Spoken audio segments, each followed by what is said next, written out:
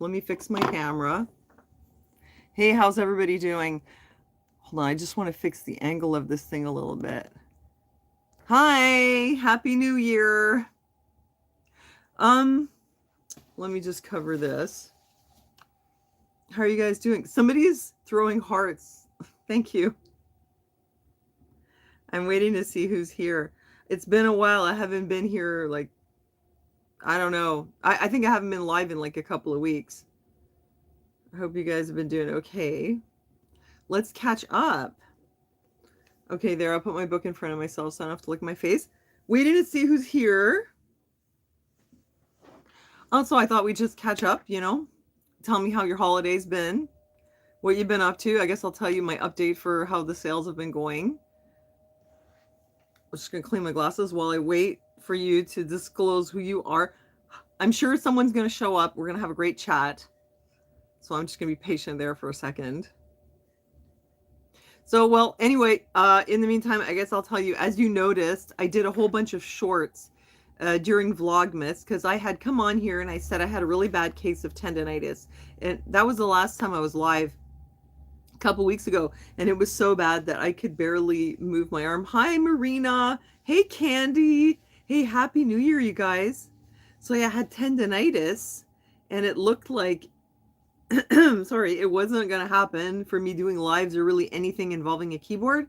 And then I discovered this neat little program called Splice that I can use on my phone to make videos. It's great because I don't have to lug my laptop around. I just have to put my files through the shredder, as I call it. And so I made a whole bunch of these shorts and it was fun. It was really fun. And I was thinking, hi, Steve. I was thinking maybe I'll keep making shorts. But I need some topics, you guys. You got to suggest me what you like. I was thinking it would be kind of fun to show you different things in Montreal. Thanks, Candy. It's nice to see you guys. Yeah, like, I don't know. What do you want to see? How was Christmas? Hi, Salty. It was quiet. Jana, Jana came over for dinner Christmas Eve. And Christmas Day, it was quiet. I actually didn't see any family, believe it or not. One of them got COVID. It's Christmas 2023 and Christmas was canceled again because somebody got COVID. And I'm not like afraid to get it at this point. I'm not like afraid to get sick in general. I know, right? Can you believe it? It's like, is this ever going to end? But we had plans. We were invited to the country for New Year's Eve and New Year's Day. Sorry. And you know what? I thought, well, I'm going to catch COVID sooner or later. Everyone is, but I don't really want to ruin my New Year. So I was like, yeah, let's postpone it. It's not that I have a fear of it, but I really didn't want to ruin New Year's for Gunnar and for everyone. So I didn't go. So there, that's what happened. It was COVID again. But yeah.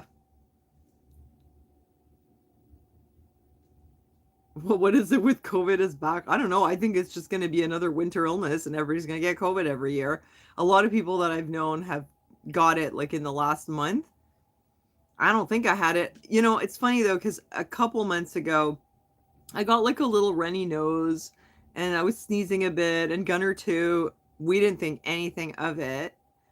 I mean, it was so little that it was like you wouldn't even stop for a second to, oh, I'm getting sick. It wasn't even that.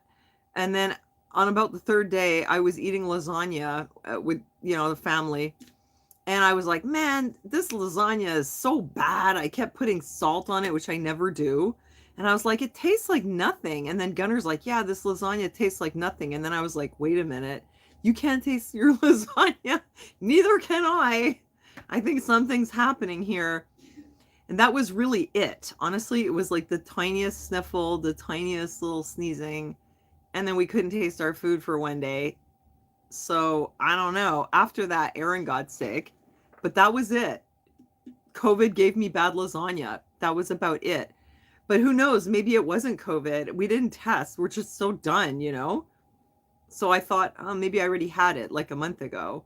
But I didn't want to risk it. I didn't want to ruin like the little bit of holiday fun that I had. So But going to the country was great. You guys know I drove through the res again, stopped at the smoke shop, got a pipe, tobacco pipe, and went out to the country for like a couple of days. So anyway, let's not talk about COVID. I mean, seriously, like we need to stop at some point. I guess it still is a thing though, but what's this salty? When I had the chan, all I could taste was hydrochloric acid with anything with vinegar in it. I don't follow. The chan, what's the chan? The channel? 4chan? Margaret Chan? I don't know. You'll have to explain. Did we have it? No, we didn't, Salty. You know me. Yeah, let's stop. Oh, Corona Chan. All right. Well, oh, you take your taste was weird. Yeah, that happened to Gunner actually. I think it was like the first time he got it. All his food tasted weird. And yeah, maybe it affected his taste buds. He doesn't eat as much as he used to. You might notice he lost some weight. It was not necessarily a bad thing for him because he was clinically obese. So, you know, side effect of COVID is not he's skinny now. So there, I guess. I mean, we don't really know. So what did you all do for your holiday? Did you do anything special? Oh, you lost 94 pounds. Wow. Is that with your carnivore diet?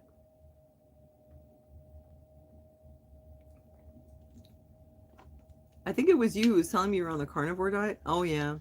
I'm not doing it. I think I'm done with like diets and stuff like that. I'm just making peace with it. I just can't because my weight is all hormonal and I fought it like a battle for years. You guys know I like endeavored to like work out. I did raw, I did vegan, I did keto. I did so many things and you know what? It was so much work and then the weight comes right back. Like I don't even have to overeat. I just eat like normally and it's just not sustainable. I just like okay, I understand now why when I was young I'd look at women in their 50s and 60s and I'd be like why they're all fat, you know, what are they doing sitting around eating bonbons? And now I understand it's your estrone that you produce instead of estrogen makes you like pack on belly fat and it's very hard to lose and screw it, I'm not going to worry about it, I've got better things to do. What's this? Oh, you have a grandson. Oh, that's right. Yeah, congratulations, Candy. Finny and Thomas. So that's exciting. That's really nice. Yeah, but Salty, are you a female or a male? Or one of the 38 genders on Facebook? You're 51. Listen, everyone's different. Everyone's different, Salty. I'm happy for you that you feel good and that you're not having the problems that I've had, but like seriously, everyone's different. I'm not going to battle it like I did. I really tried and I'm done. I mean, I still do intermittent fasting. Like I don't even eat until like 2 in the afternoon. I don't overeat. If you saw me, you'd be like, "I don't understand how you eat like this and you're not skinny. It's my hormones." Let's move on, you know? Change your pillow every day to avoid getting a cold.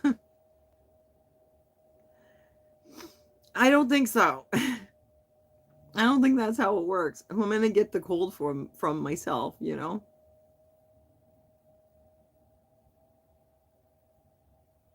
Happy for you, Candy. That's really cool. That's really nice. I'm looking forward to the day where I could be a granny one day. That would be awesome. Um, so what I've been doing, I'll tell you, I worked really hard in November and December. I had a ton of sales, which was great.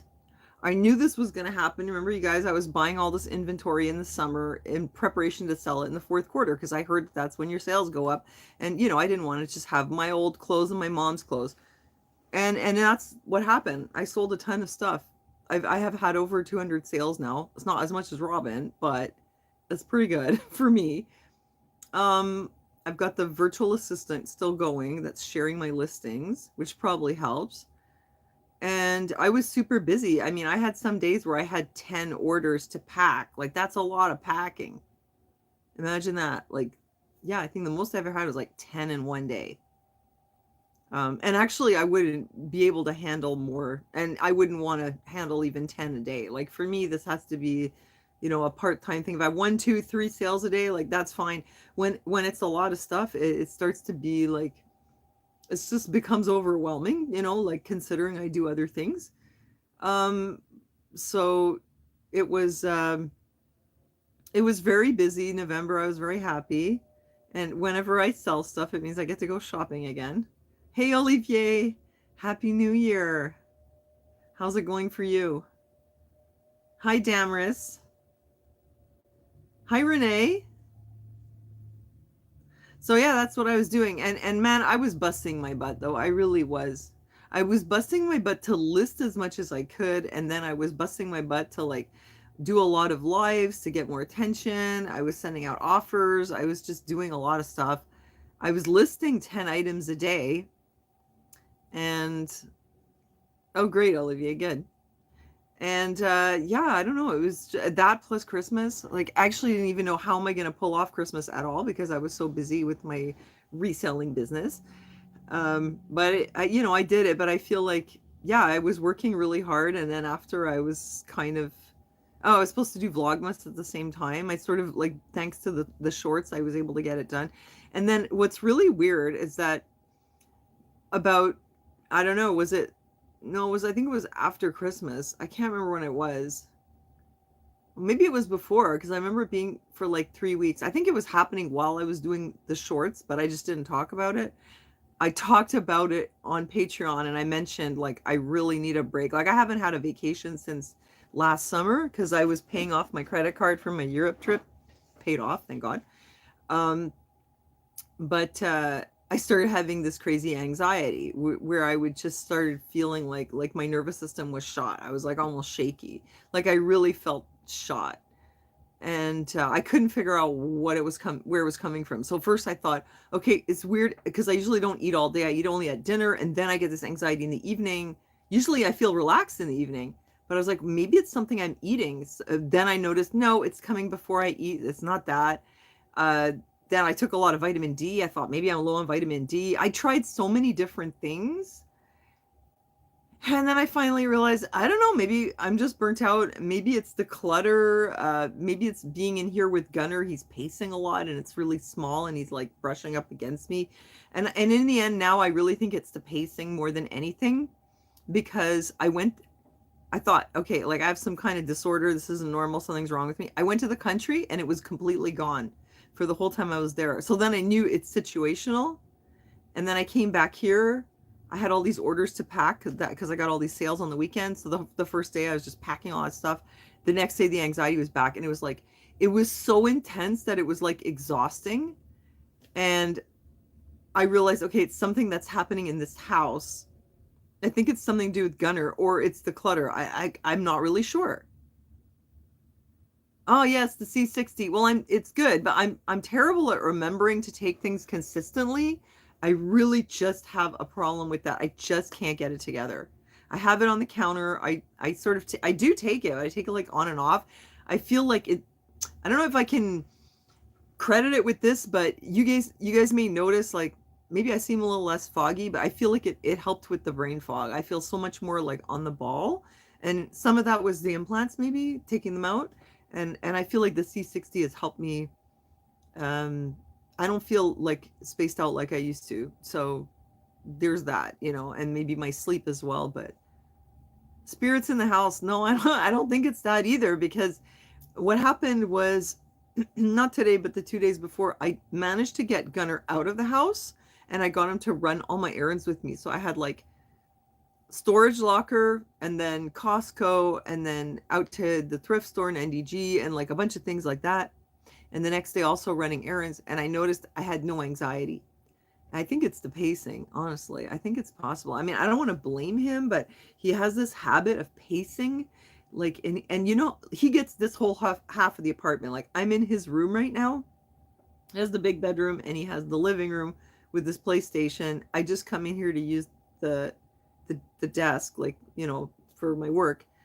And I basically just have this little sliver of kitchen and my room, which I use as my studio to take pictures for my listings.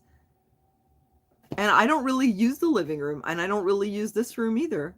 I'm pretty much just in that little passage all the time. But a lot of the time I'm out of the house, whereas he's in here almost all the time. So it's like there's this like hallway that divides. his room and the living room, and then there's this front section, and that's my section, and all my stuff is out there. And I just cook, clean up the kitchen, work on my Poshmark, and it's all out there. So, yeah, all my stuff. But he'll come into the kitchen and he'll pace into the front of the hallway at the entrance, which is a long skinny hallway, and he'll come into my room. There's no room. Like, the kitchen is like that wide, and he'll just pace like this back and forth, and I'll be like, go pace in the other side of the house. And it's so tight that like every time he comes by me, he's like literally like, it's just not, it's not livable. Like, it's really not. And I'm thinking maybe that's what's giving me the stress. I think it's the pacing. It's just like the agitation. Oh yeah, you're using it on your face? Yeah, I had a serum too that I was using on my face. Is he going to be living with me till he's 30? The way it's going right now, probably, yeah. Which is why I really feel like we need a bigger place. Like, we need at least another room. I don't mind being in that room. Like, I really don't mind the amount of space. I just need a storage room. Basically. I just need a little extra space for storage. But I could use another room, you know? Like, yeah, it's kind of tight in here. And I remember when we were in England and we were in this like one room hotel room, like this tiny little room. And I remember that, you know, the smaller the space you're in with other people and you're like crammed together, it is stressful. Definitely. Yeah, he needs a girlfriend. He had one. He's had a few. He's kind of popular with the ladies. He needs one. It's true. It really motivates him. I think he's going to be okay.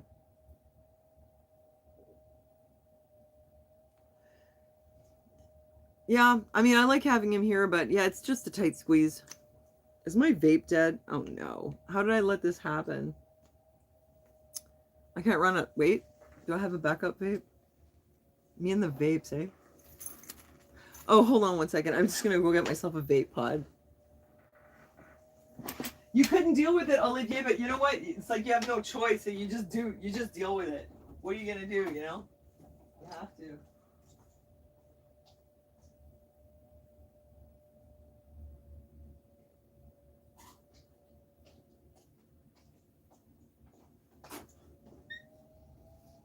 It is what it is. It is what it is. You have a friend with 2 teenagers, one ultra autistic and the ultra ADHD. Yeah. No, she, you know, your friend didn't, like, it's not like she decided, oh, I think I'll have 2 kids with special needs. Like, it just happens. And you just deal with it.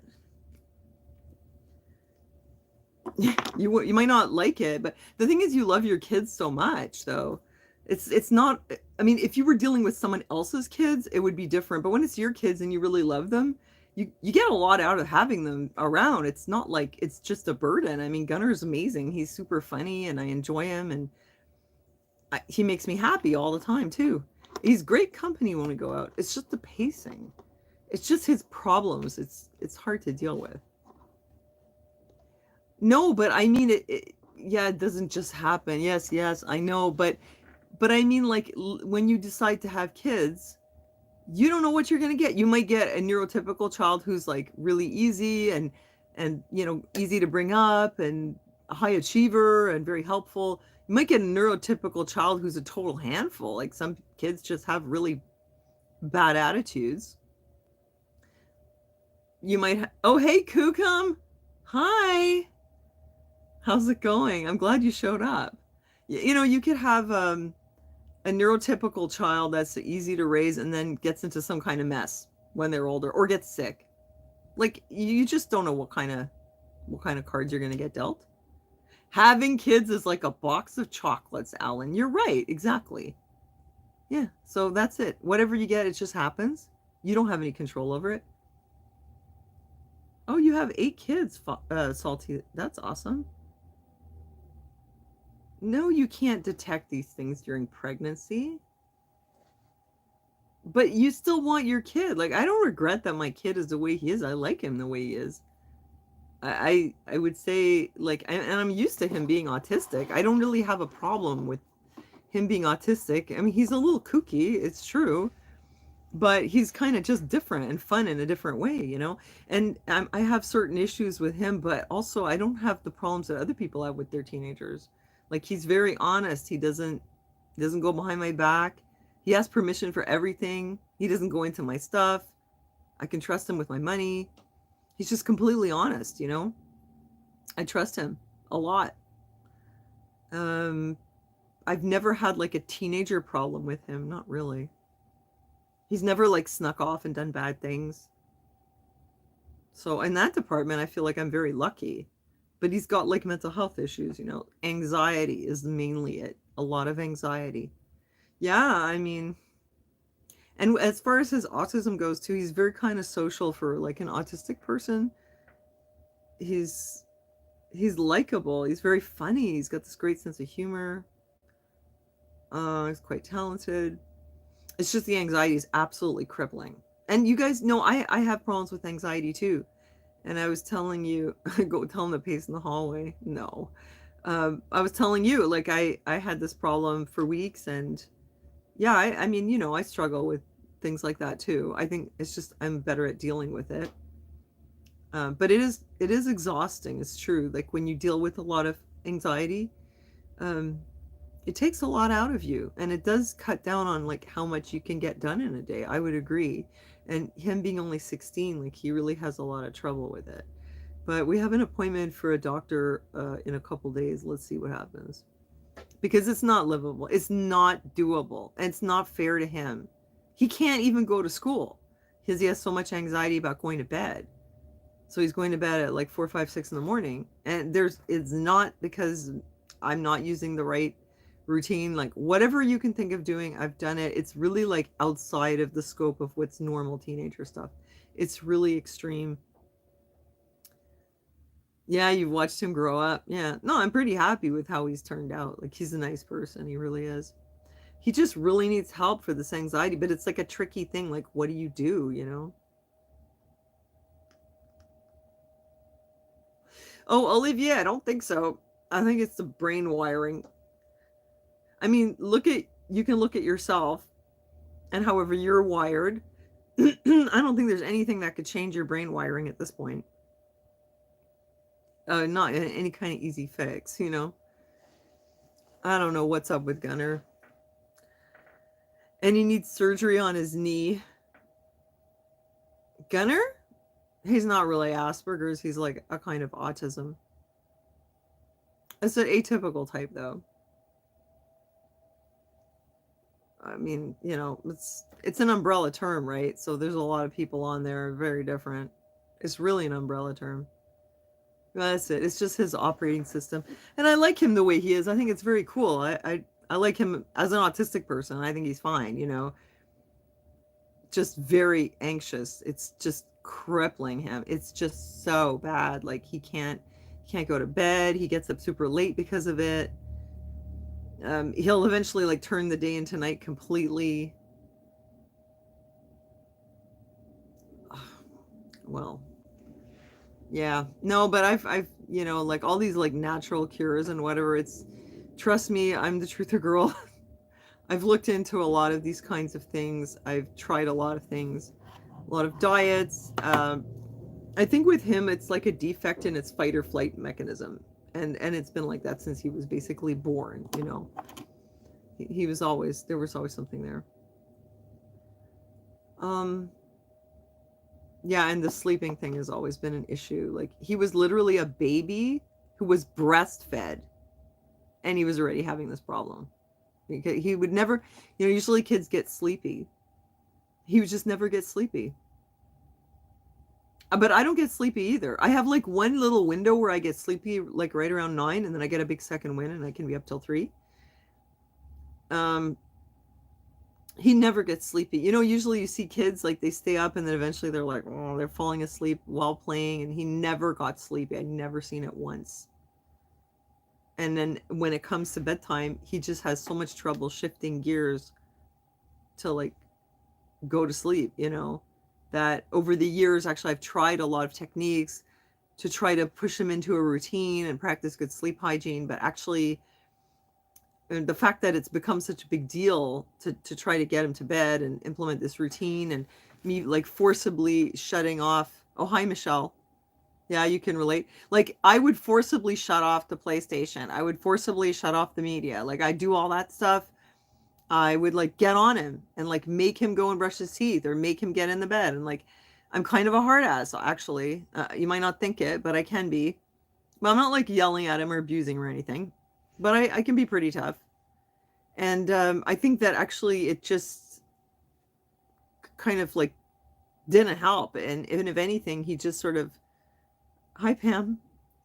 It sort of added to his anxiety about the transition because it just never got any easier. And now I think he associates it with like it being a big deal and me like putting him to bed. And I'll be honest, like when it's 4 or 5 in the morning and it's still not happening, like I'm at the end of my nerves, you know. So I can be a little bit different than I am during the day, you know. I get frustrated. It's like I can only ask for God to give me the patience to not lash out at him, because it's very taxing, you know, when it's like 4 in the morning. And like for example, a lot of times he won't eat the food at dinner. He doesn't like it, but he won't feed himself. And I've asked him like, why don't you? But he I guess he just finds it overwhelming. But he can. There's nothing stopping him from making a sandwich but he just can't get it done. He just feels overwhelmed. So he won't eat. So then let's say he didn't eat the dinner, and he doesn't feed himself, and then he doesn't really ask me for food proactively. And then when I'm putting him to bed, then he wants food, and that's 2 in the morning or 1 in the morning. And I'm like, I don't want to cook. And I'm trying to get him to learn that you have to ask early or you have to feed yourself. I've been doing this forever.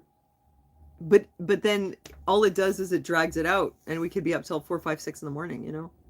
It's just so hard. Like, it's really not normal. None of this is normal. Like, it should not be like an hours long process to put a teenager to bed. My friends' teenagers, they at 10:30, they're like, I'm tired, I'm going to bed. Or they stay up till 1, they put themselves to bed. But with him, it's like, you know what it is with the autism? It's like the little things that people do in their day that they don't even think about, like getting dressed and eating, going to bed, brushing your teeth, going through the door to leave the house. Those little things, like you don't even think about it. You just do it so you can do the big things that you're doing with your day. For Gunnar, those little things like take up all his time, and they're a huge big deal. So your whole day, it's like trying to get your shower done, trying to get through eating your food, trying to get through putting your clothes on, and then trying to get through going out the door. And all that is like this whole like grueling thing, like wears him out. I mean, you know, I'd like him to be doing more with his life than just trying to get through like that stuff. It's once he's out the door, usually he's okay because there's no more demand. Like once you're in my car, we just go wherever. But yeah, that's what I find a lot of the time is spent on the little nothings that people don't usually even think about. What's this? Yeah, he was little. Oh, Shannon. Shannon, you sent me a Christmas card, right?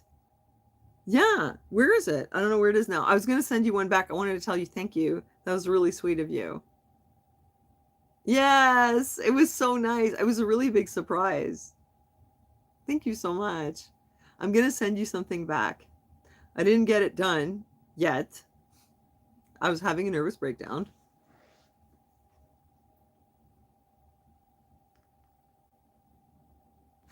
But you know what? Like, I think it was Olivia who said, like the key with autism is knowing yourself and then working on yourself. Like we can do that. We're adults with high functioning autism, Olivier, and we're self-aware. We have enough like ability to have like self-control and self-awareness that we can work on ourselves and like fine-tune things, know what is like, if something's not going well, figure out what the problem is, and be the best that you can be and get the most out of your day. hack yourself, you know? Like, this is what I do. This is what probably you do. Hi, Natalie. But Gunner's a child. He's 16. He is like, he's self-aware, but he doesn't have the maturity in terms of like the frontal lobes. Like, he doesn't have the amount of like self-control and executive function that we have. Yeah, I can give him a book. I mean, I'm not saying no. I honestly, I know my son, and he's been given tools before. Like, he's had therapy, multiple weeks of sessions, and he was given all the information, but he just wouldn't implement it. Because one of the problems is impulsivity, and when you're tired, your executive function goes down even more, and then it's even harder to keep yourself on track and implement the strategies. But a lot has improved, like a lot of things. I mean, when he was young, like he would just climb everywhere, and I couldn't get from place to place. I wouldn't even take him to the park. If I could even get to the park, I'd get there and he'd just run into the road. Like, he wouldn't even play in the park. So, I mean, it's gotten a lot better, let's just say. Yeah, he's behind in maturity, but like intellectually, he's not behind, and he has this kind of spiritual maturity, which I feel like he's mature beyond his years in that way, but in other ways, like, what do you call it? There's something else is like way behind. It's kind of a mix. Does ADHD cause the D word? The last time I used the D word, they demonetized me. So I don't know if it's like taboo to talk about espresso depresso, I think, does it cause, I think like it's taxing to have ADD or have something. It makes it harder to get through your day and get your stuff done. So I think it can burn you out, otherwise known as espresso depresso. I deal with this all the time. You guys know. Every couple months, I'm like, espresso depresso, yeah.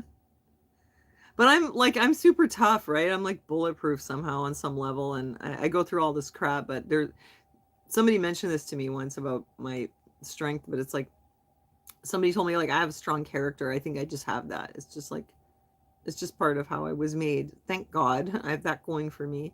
So I go through a lot of crap, but I know it's gonna, it comes and goes, and I'll get through it. Oh, well, I'm sorry to hear about your son, Michelle. It's hard. I mean, I worry about Gunner too, and like that's why I don't ride him too much, because in a way he's kind of fragile, and he is susceptible to espresso depresso, and I don't ride him too much, because my experience is when I'm too hard on him and I ride him too much, it pushes him too hard and he burns out more and he's more espresso. Oh no. Oh, I'm so sorry, Candy.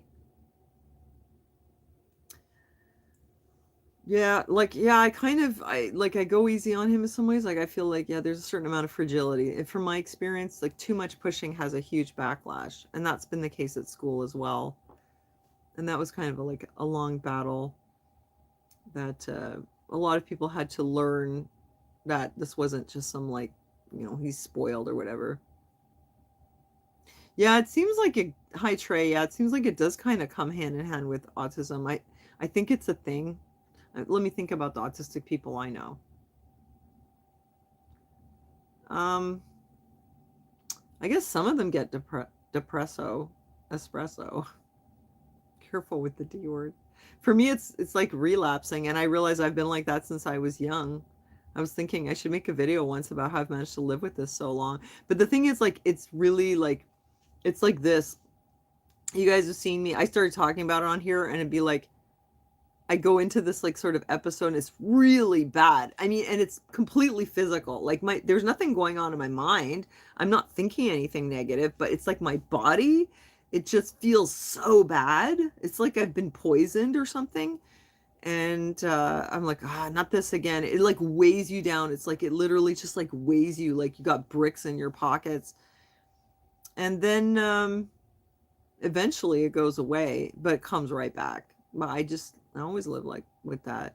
I think it's worse since menopause. I think with my hormones, it's, even though I'm on HRT, I think it's worse. I kind of think about like way back in the day when I started videos like around 2009, and I don't think I was dealing with that. But I remember feeling that way in 2011. So I think maybe it's some of it's sad, but I don't know. I remember feeling like that when I was younger too, though. I feel like, everything that I do, I'm just a really hardworking person. I don't want to say workaholic, although maybe some people would say that. My husband probably. Um, I just like to work. I just like to work on something like a project or something with an end goal. Like I just like to be productive. But the thing is, I'll push myself really hard because I've got my own projects and then I've got my responsibilities like the caregiving and whatever. Yeah, Alan. Yeah. Um, and I think, yeah, sometimes maybe it just takes too much out of me and burns me out. It's hard to say. I just need more like weekend vacations. Those 2 days in the country was, wow, what a difference. Oh my gosh. I was so grateful to my friend for letting me stay for 2 nights. Now I'm supposed to go to Idaho. You guys know anything about Idaho? I didn't even book my plane tickets yet. Oh, yeah, here's another reason I wasn't on here. My internet stopped working.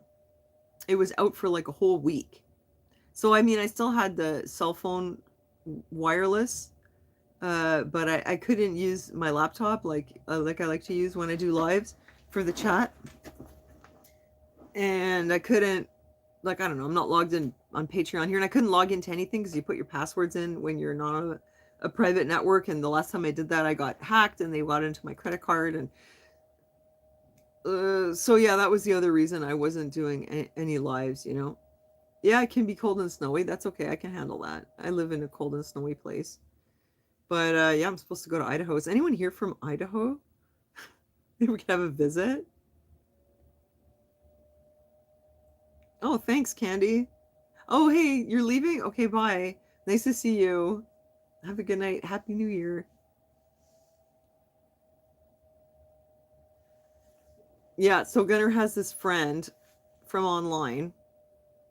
Yeah, I'll tell you what's in Idaho, Olivier. So Gunnar's been playing video games with this kid online since they were like 11. I'm just gonna say it. The kid is weird. I mean, look, he's autistic, which per se is not an issue, but is very different from Gunnar.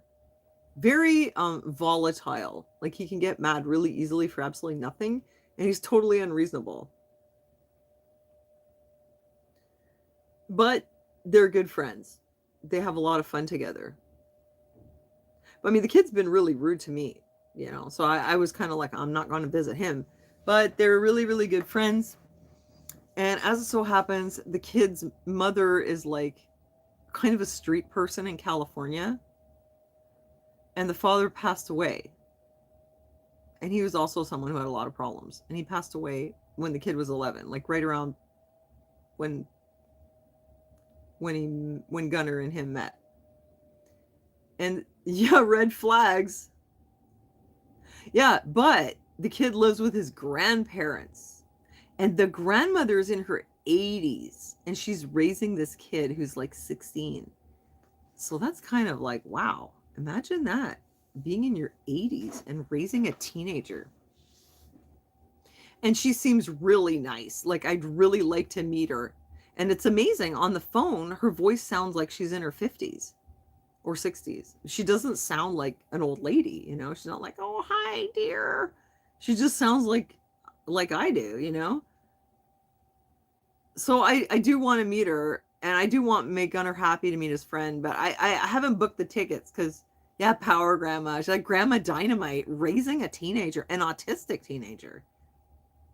And he didn't even get diagnosed until very recently. They didn't know what it was. So, oops, people texting me. Yeah, so I mean, look, I don't really want to go to Idaho. I don't want to go to Idaho in January. I don't know these people. I don't want to stay in someone's house. I'd rather stay in a hotel. I feel more comfortable like having my own space. But the grandma sounds really nice. So I kind of feel like the grandma's cool. The kid, man, I don't know. I hope he doesn't blow up while we're there. Oh, it's scenic? Okay. I know they have potatoes. You're in Ohio.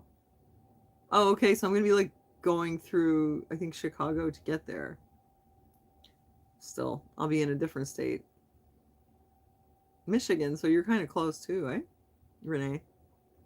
Colorado. So you guys are all like right around Idaho, but like no dice, right? Imagine that if I went down there and then I split and I'm like, oh, I gotta go meet somebody.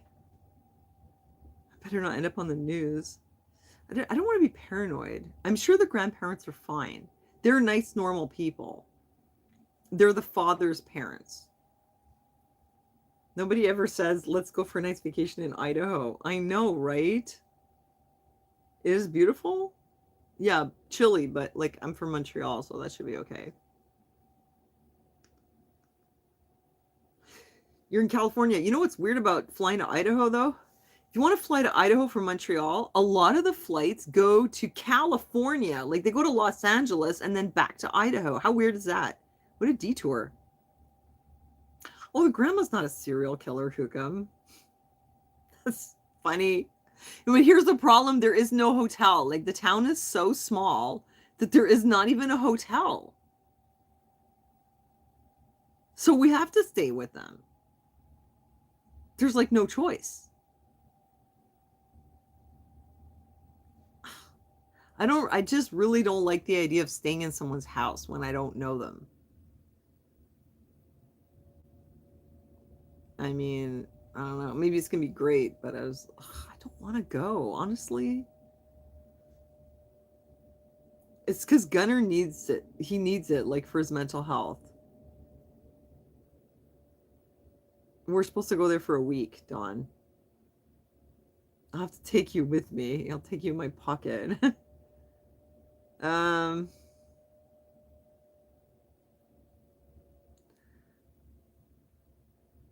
Well, no. I mean, I don't think the kid's gonna, like, go postal or anything. I mean, he is weird, though. I'd be honest. Like, he's weird. He's gonna maybe watch this. I think you are weird. You're, like, unreasonable. No, I don't think it's anything like that. I mean, look, he's made it to this age and he hasn't done anything illegal yet, you know? I just don't know. Like, is he gonna fight with Gunnar? I mean, it's one thing to fight over the phone, it's another thing in person. I mean, I don't want to be super paranoid.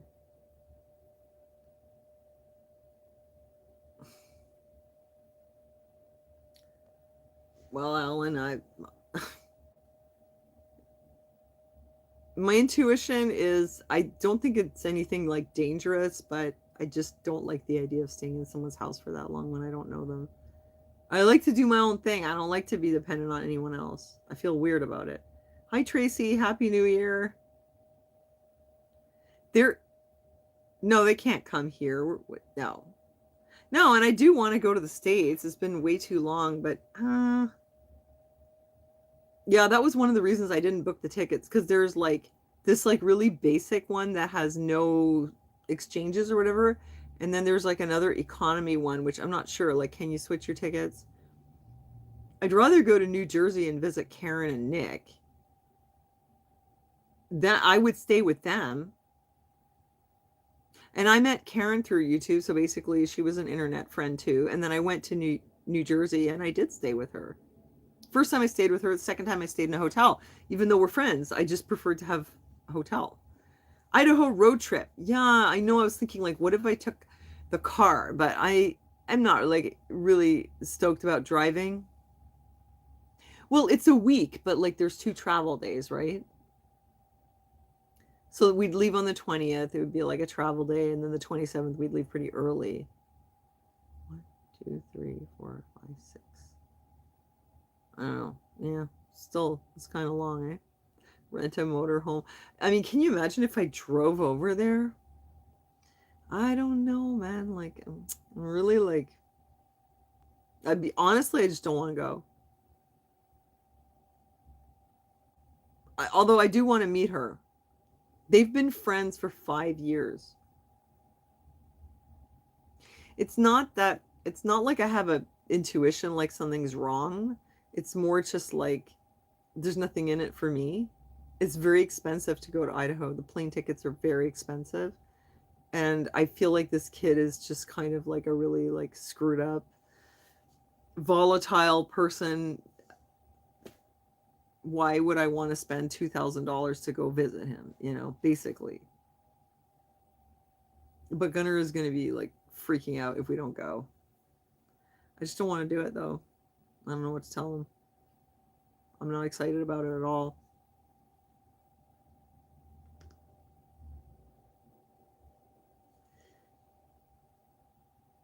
I don't have an iPhone, Ellen. Oh, well, what would be cool about going to Idaho, Michelle, is for Gunnar to experience the like American culture. That would be very cool because it is different from here. And during the holidays, apparently, like they go completely bananas with the decorations, whereas here it's very low key. In Lachine, we went through Lachine and they had some decos out, but like when you go through downtown, like there's almost nothing. Like it's very low key. I feel like America, it's like go big or go home. Everything you guys do, it's like it's maximalism. You know what I mean? Big party, big decos, like big deal. Everything. When he's 18, no, he's gonna be 18 in a year and a half. I'm not gonna send him to Idaho. God knows, without supervision. I don't know. The grandma sounds really, really nice. I'm sure the parents are fine. I mean, the grandparents. I just don't want them to fight. Hi, Applejacks. How am I doing? I'm doing okay. I'm back. I had to take a little break. I did like a ton of shorts, and then I needed a break because my nerves were shot. And I'm just working hard on my awesome little reselling gig, which I'm enjoying so much, you guys. I feel like I found my passion. I found my new thing. I'm so into it. Maybe I'll show you some of the new things that I got. But yeah, like I'm really on the fence. Maybe I'll do another live before I go and decide. I mean, I don't know. Like I don't know what's on the other end. Like as far as I know, they live in the country. And you know what Americans have in their house, which we don't have? It starts with a G, And that's one of the things that I worry about is that they're going to start messing around and like, oh, let me show you my G's and like take you out back and show you what I can do with them. And you know what I'm saying? Like, I know it's part of American culture. Gunnar would be thrilled to play with one of those. I don't feel comfortable with it. I know that they have them. I know that Gunnar's going to want to get his hands on one, and I don't like the idea at all. Not in that context. You know what I'm saying, right? Without like spelling it out. I'm sure you guys know what I'm talking about. Big huge part of American culture. And apparently Idaho is like really big on G rights, I'm not gay, the other thing. What do you call it? Was it Second Amendment? Yeah. Oh, you have advice for me for Posh? Wait, you went a couple sales to 5 to 10 a week? Yeah, that's cool. I'm getting like 5 to 10 a week though for sure. And you have a small closet? Oh, cool. Well, tell me. I'm all ears. I'm doing all the things. Like I'm listening to all the like Posh gurus and like taking their advice. Trying to get the right brands. Listing 10 items a day. I got the VA. I do the shows. Yes, I'll be in the middle of nowhere, Michelle. Exactly.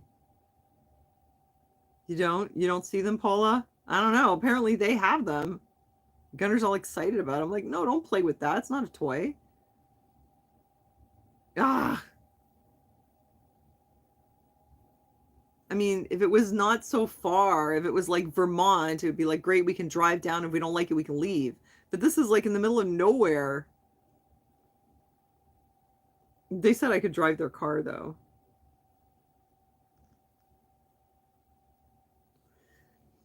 I can't imagine. I don't know.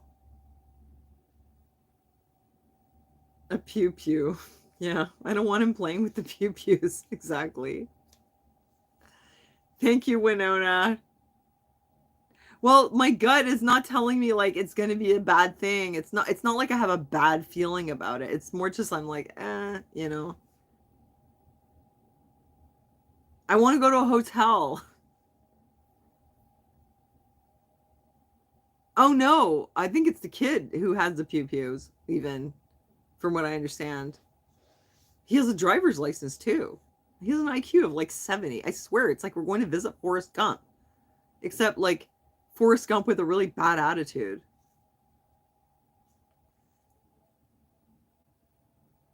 I'm gonna get bored? Nah, I'm not gonna get bored. I'm sure I'll find something to do. The only thing is, I won't be able to work on my Poshmark. But I want to go thrifting. That's the one thing I want to do. If I can go thrifting in the US, I would be so happy. Thrift stores kind of suck up here. They're very expensive. Oh yes, to the share the Apple Jacks, the sell together. I have to look into how to do that. Wait, are you in the US though? Because up here the live shows are not really like, there's not that many people in them. Oh, Arizona. Oh, I'd go there in a heartbeat. I'd love to go to Arizona. Oh, I loved it. I went there once. I went to Tombstone. It was awesome. I want to go to the deep south too. I want to see all those like old haunted mansions. Yeah. No, yeah, Applejacks. Yeah, I was thinking about that today. I think you told me that before. I don't know how to do it. I don't know how to share an item to a show, but okay. I'm going to write that down here. Sell together. Make sure to look into it because I don't know. But like I have all this other stuff I have to do, and I also have like bad lighting, and like it's very like cluttered in here, so I don't really go live anymore. You lived in Arizona for 3 years? I love Arizona. I love it so deserty. I went to the Grand Canyon once a long time ago. But I just love Tombstone. I love the whole like old Wild West, the ghost town, everything was so cool. I love historical stuff. That's what it is, you know? Super cool. I'd love to go back. And like I say, I really want to see all those old mansions. Ooh, a botanical garden. That must be awesome.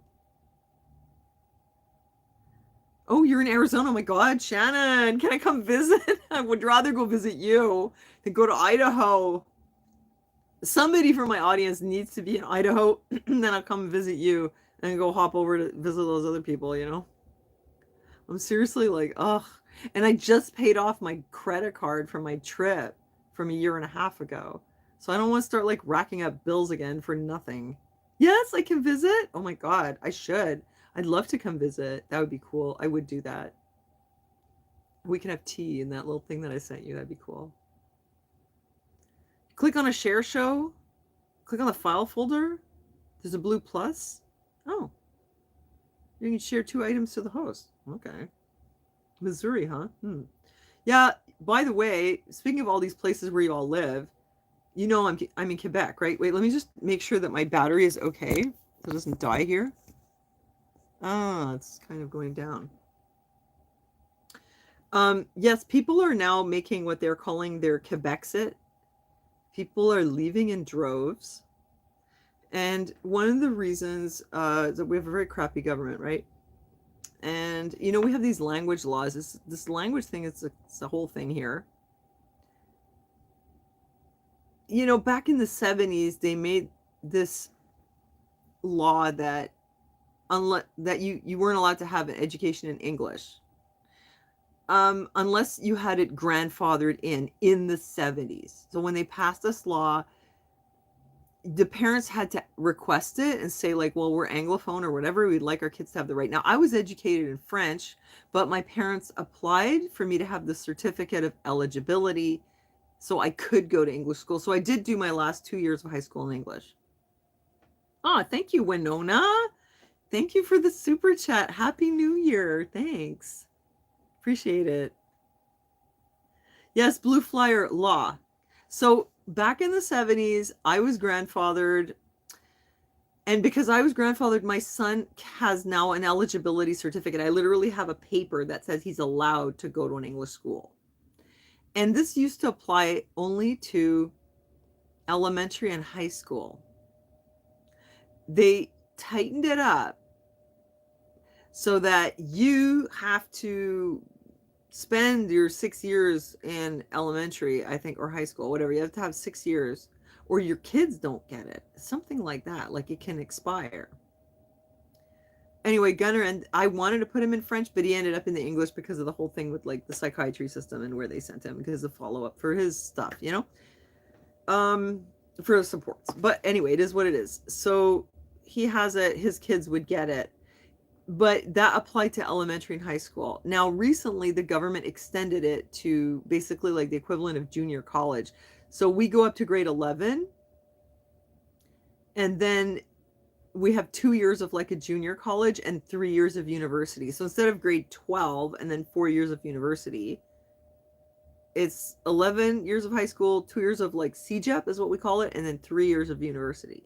So now they made it that you also can't go to CJEP. You need eligibility. Whereas before you could.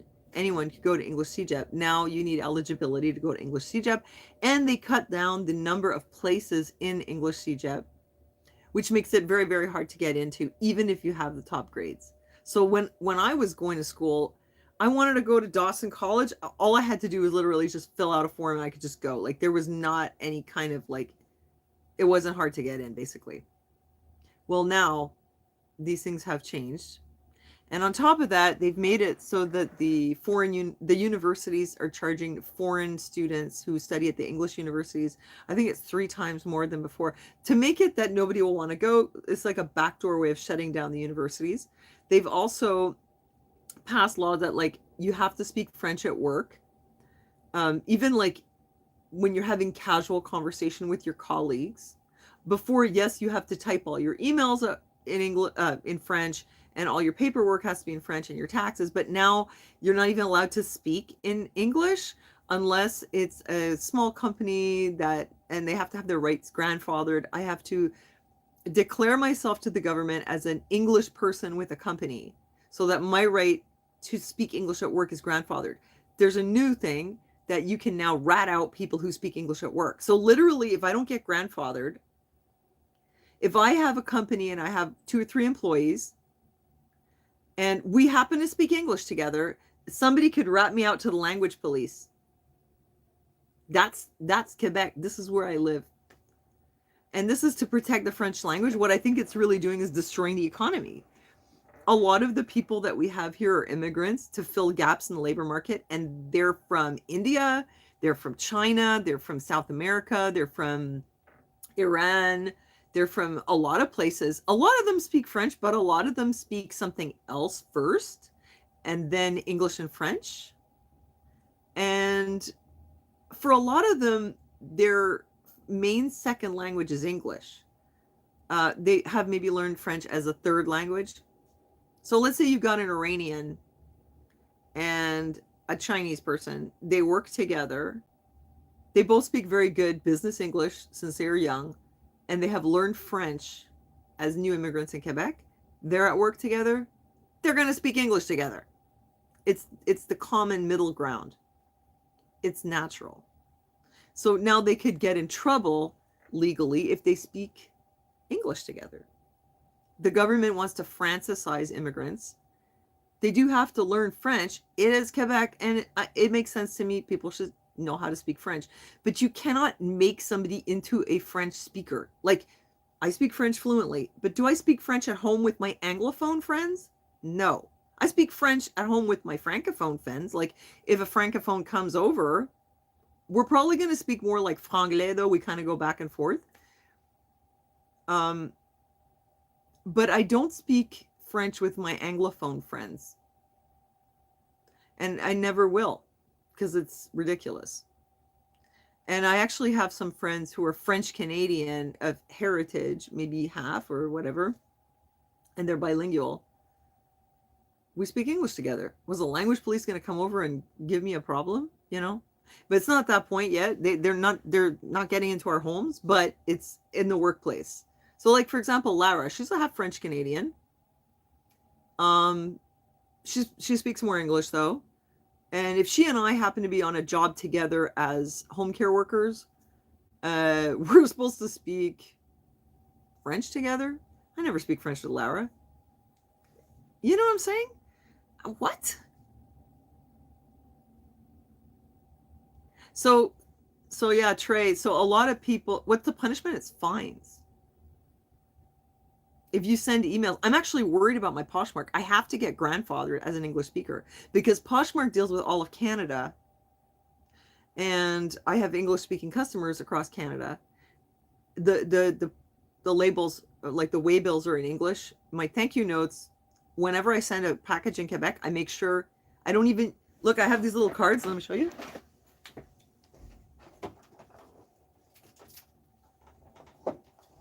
You see this little note? This is what I use on my waybill. It says thank you. Now, technically, if I sent this in Quebec, I could be accused of not providing service in French. So I send them like special little tickets, handmade, and I write in French. I mean, I'm happy to, write in French to my Quebec customers. It's not a problem. But the thing is, I have to get grandfathered because otherwise, technically, I would have to be communicating in French only with everyone because it's work communication. I'm supposed to do it in French.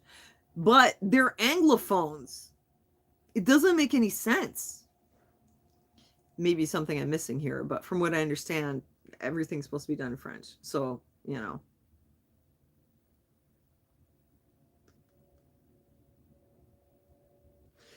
Well, Olivier, the problem is like when I applied to sell on Whatnot, they refused me because they don't deal with Quebec because Quebec demands that they provide an interface in French.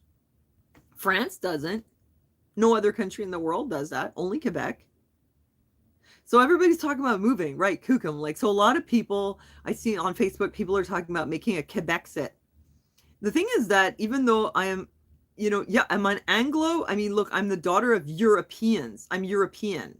I mean, yes, I was born here, but I'm not, heritage Canadian. I'm European immigrant daughter, But I was born here. I was raised here, and the French is part of my culture, even if it's not my first language. And the culture of Quebec is my culture. Not the culture of dans les bois, like up north, that's a different world, right? But the culture of Montreal, this is my city. This is where I feel really at home. And I like the vibe, especially my neighborhood is awesome. I would hate to move. I don't even know where I could possibly feel at home like I do here. This is my place, this is my hood. Yeah, they've always been at odds, but it started out with the French Canadians being like royally oppressed by the English. They were running all the business and they wouldn't hire the French, and the French were like second class citizens. So rightfully they took it back, and I agree with that whole principle, but the problem is now you're getting two Anglophone Jewish doctors to speak to each other in French while performing a brain surgery. That's ridiculous, but technically they're supposed to. It doesn't make sense. Safety first. A lot of people are leaving, and not only the language thing, because it's getting to the point where it feels so hostile. It feels like personal. But also just like it's ruining the economy. And the more people leave, like the harder it is to run the place. And just recently I went to the doctor and I was trying to get a referral because a doctor that I had is on indefinite leave. And because I haven't seen them in like a year, I needed to get a new referral. They still see me at that clinic, but hook me up with a different doctor, but I need a new referral. And I went and I asked for it, and she said to me, "Oh, we don't give referrals anymore for specialists. The family doctor is supposed to take care of things themselves unless it's really like there's a problem," which there is, or I wouldn't have been referred in the first place. And the reason for that is that so many doctors have left. They just keep trying to do more with less, and it's less and less and less. That now they're going to even roadblock people from seeing specialist doctors because the specialists are leaving. But on top of that, there's not enough family doctors. A lot of people don't even have one. And my experience with the family doctors, they're not really that good. Like when it comes to anything like outside of like the basics, I'll be honest, at least mine. It really depends on the doctor though. And I heard that and I was like, oh my God, what now? It just makes it harder. People are, I think people are going to be scared to live in Quebec after a while because it's going to be like, there's no access to education. It's so bad. There's no funding. The health system is, terrible. The old people's homes, they cut they cut staff because the government took money that is supposed to be for the seniors' homes for the existing staff, and they took it to train 10,000 new nurses aides to make themselves look good, knowing full well those people aren't going to have jobs when they finish their training. And to train them, they had to lay off the ones that they already have. How crazy is that? This is what we're dealing with here. I think the CAQ is going to be out, though, in the next election. And I think it's going to be Parti Québécois that's going to come in. I hope they do a better job. Because this is bad, man. Like, I'm watching Quebec, like, fall apart. It's quite sad, actually. I should make a short just about the roads. Now, and on all this for language? I mean, really? I think they're going to have to make peace with the fact that it's never going to be 100% French. But like in France, they have tons of immigrants who speak different languages. I don't know if they have English schools or they have other language schools, but I don't know. I guess the issue is the fact that they probably don't have English public education in France. So everybody just goes to French school, but we do have it here. But we're not France. We're still part of Canada. I know, it's confusing. I think they'd like to just get rid of the English schools altogether. But you know what? I do have a complaint that in a way there's actually not enough French education for our kids. Because my son struggled. He was in French in the beginning. He was in French daycare, which was actually just Colombians speaking to him speaking English to him with a Colombian accent, so he didn't really learn French. They didn't really speak to him in French, and their French was terrible anyway. But then he was in French school, and then he was in French immersion. But if they really want the Anglophone kids to be really fluent, they need to provide like some free extracurricular tutoring in French. That would help. Because my son was never able to really learn French with the existing system. Did I consider raising him bilingual? Of course. I never thought I would have a unilingual son. Never. Never. I put him in French school, kindergarten. My plan was always to have him in French school. It was because I had to say, okay, good night, Tracy. I had to seek help for his developmental disability. And we went to the children's. Now, I guess if I had gone to Saint Justin, it would have been maybe a different story. But it never occurred to me to go to the French hospital. Probably could have done that too. But I went to the children's, and it was kind of emergency referral to the day program at the Jewish. And they made me switch him to the English system.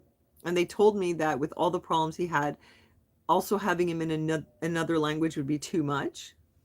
And because their follow-up only goes through the English system because they're an English hospital. So I was diverted there in order to get help for him with his disability. It just happened that way.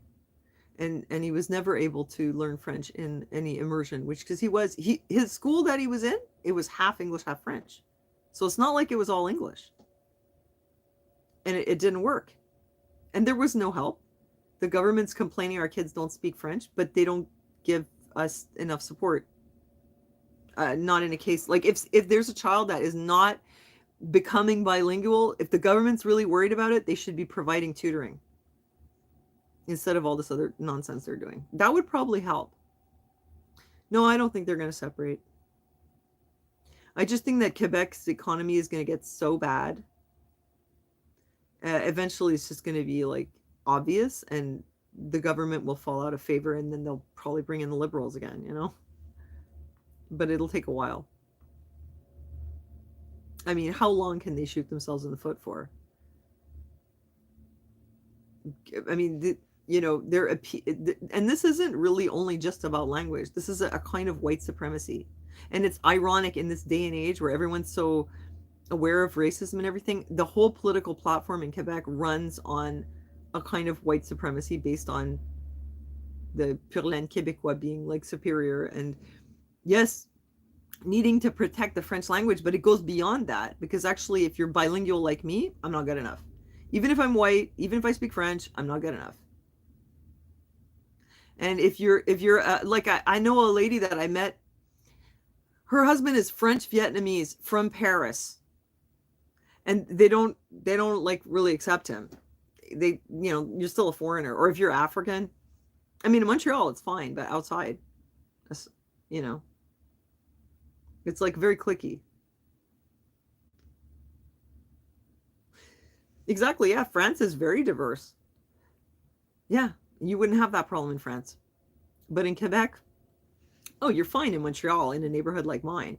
But if you're outside in the région,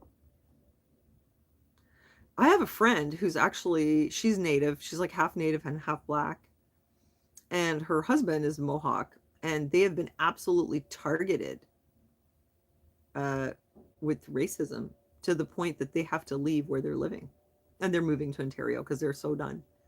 They get harassed. Like actually, I went to visit her when I went out to the country. It wasn't her place, but I like drove out to see her too. And every time she goes in the yard, the neighbor will come and stand on his back porch and like stare and like like watch her. And they'll try to start stuff with her every single time. Call the police all the time. They harass her. She put cameras all over her property because they were like doing all kinds of stuff, and the police were just like, well, you're making them uncomfortable about having these cameras. But she really feels threatened. I mean, they're just packing up and leaving. They told her husband to go back to his country, and he's a Mohawk. So yeah, pretty ignorant. So I mean, I don't know. Like I wasn't there. I haven't witnessed it, so I don't know if there's a part that she has in it. As in, is she? I would be surprised because she's never had this problem before, but she might be a bit. I don't want to say like a Karen, but I mean, I know my friend, and she's very assertive. Let's just put it that way. And like for example, she called the police because one of the neighbors pulled into her driveway. Me personally, I would have let that go. I mean, if you call the police when your neighbor she pulled into the driveway to like turn her car around or something like that, or maybe she parked the car in the driveway, I don't know. But she was telling me this, and she said she called the police, and the police were like, well, she's allowed to pull into the driveway. And she's like, no, she can pull in any other driveway. Well, there's a law. If you're allowed to pull in the driveway, don't call the police. I think that she feels threatened by her neighbors to the point where she's not comfortable with her being in the driveway. But if it's not illegal, then calling the police is just like throwing fuel on the fire. It's really hard to say.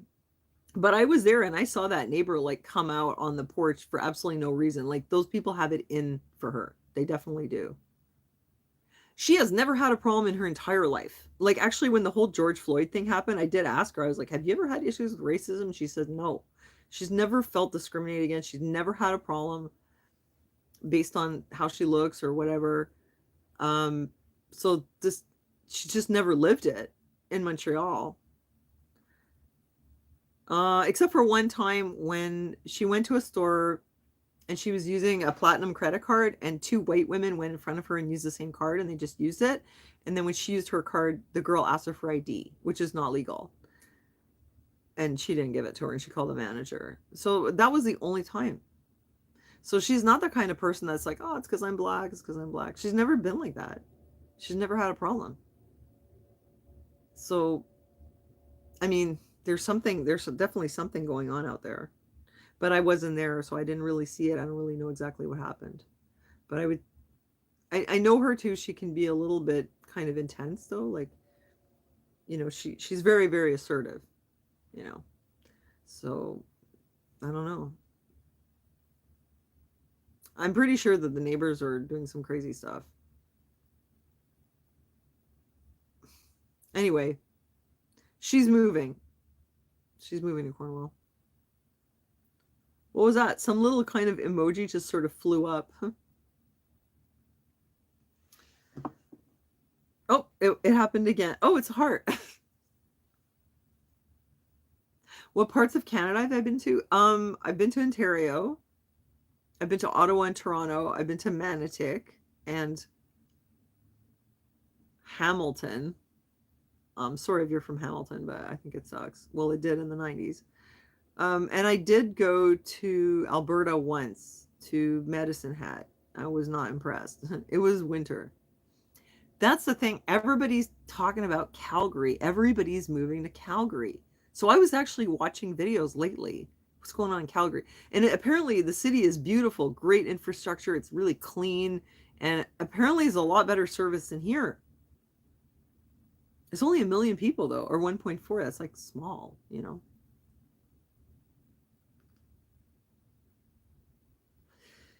But yeah, a lot of people are saying like Alberta's the best place to go. I've never imagined that I could. Yeah, it's cold. Yeah, that's their weather. I was looking at the curve, and in the summer it only goes up to 23 degrees. I was like, ah, I would feel like ripped off if I didn't get like a super hot summer. Because here it goes to like 30, 40. It's like it's so hot. My Indian neighbors are like, oh, the heat, I can't stand it, you know? You're indigenous, you experience racism, Kukum. Oh, I don't doubt it.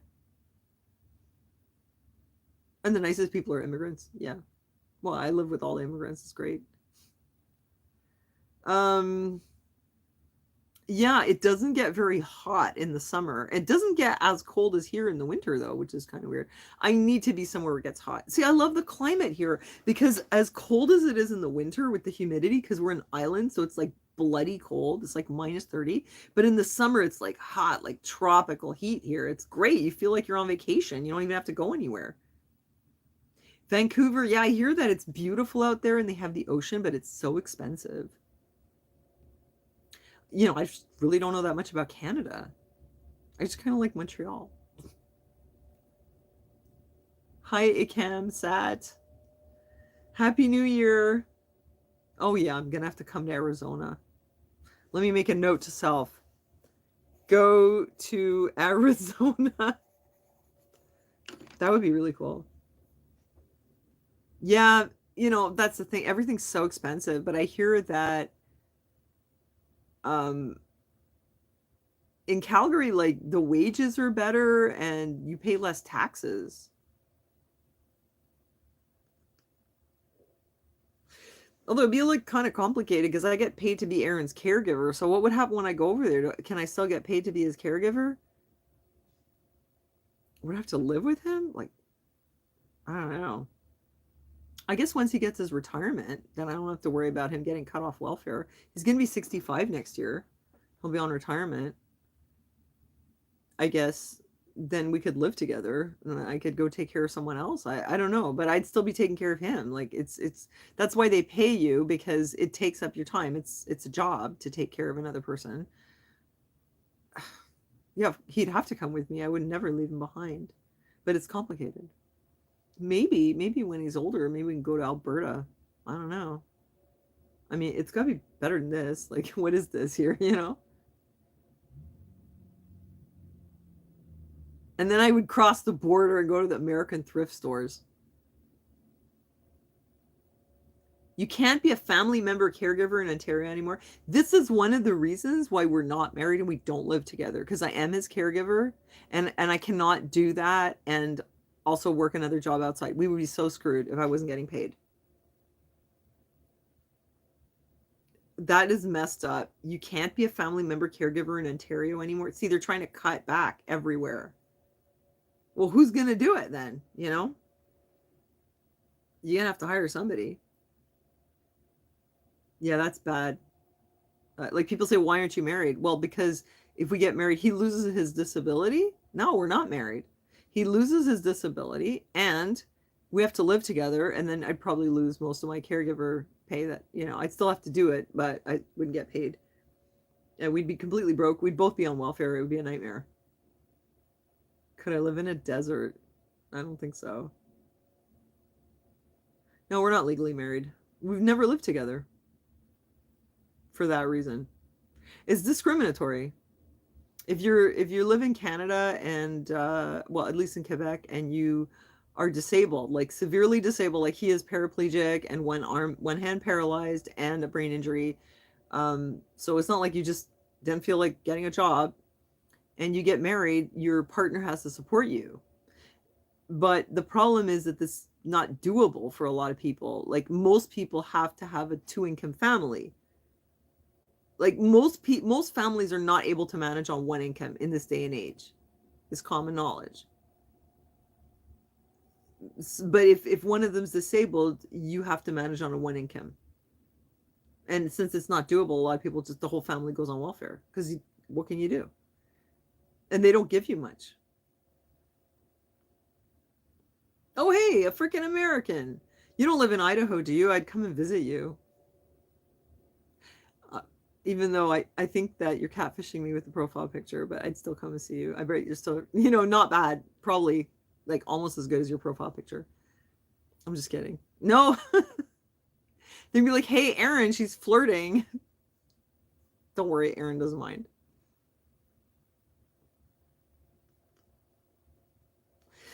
Applejack says, I know a guy who had his leg amputated. His wife can't go to work because they can't get anyone to come in full time. I suggest she apply to be his caregiver, and they said they weren't allowed.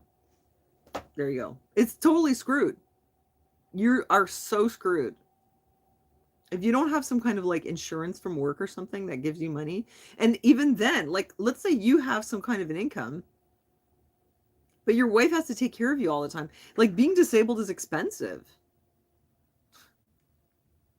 I was told I can't live with my elderly father, be his caregiver, and get paid. I have to live separately, but he needs 24/7. It's not doable, right? This is why people put their loved ones in care homes. And the government's going to pay for it anyway. How does that make sense? It costs $2,500 for my mother where she is. So if it costs $2,500 to have somebody in a home,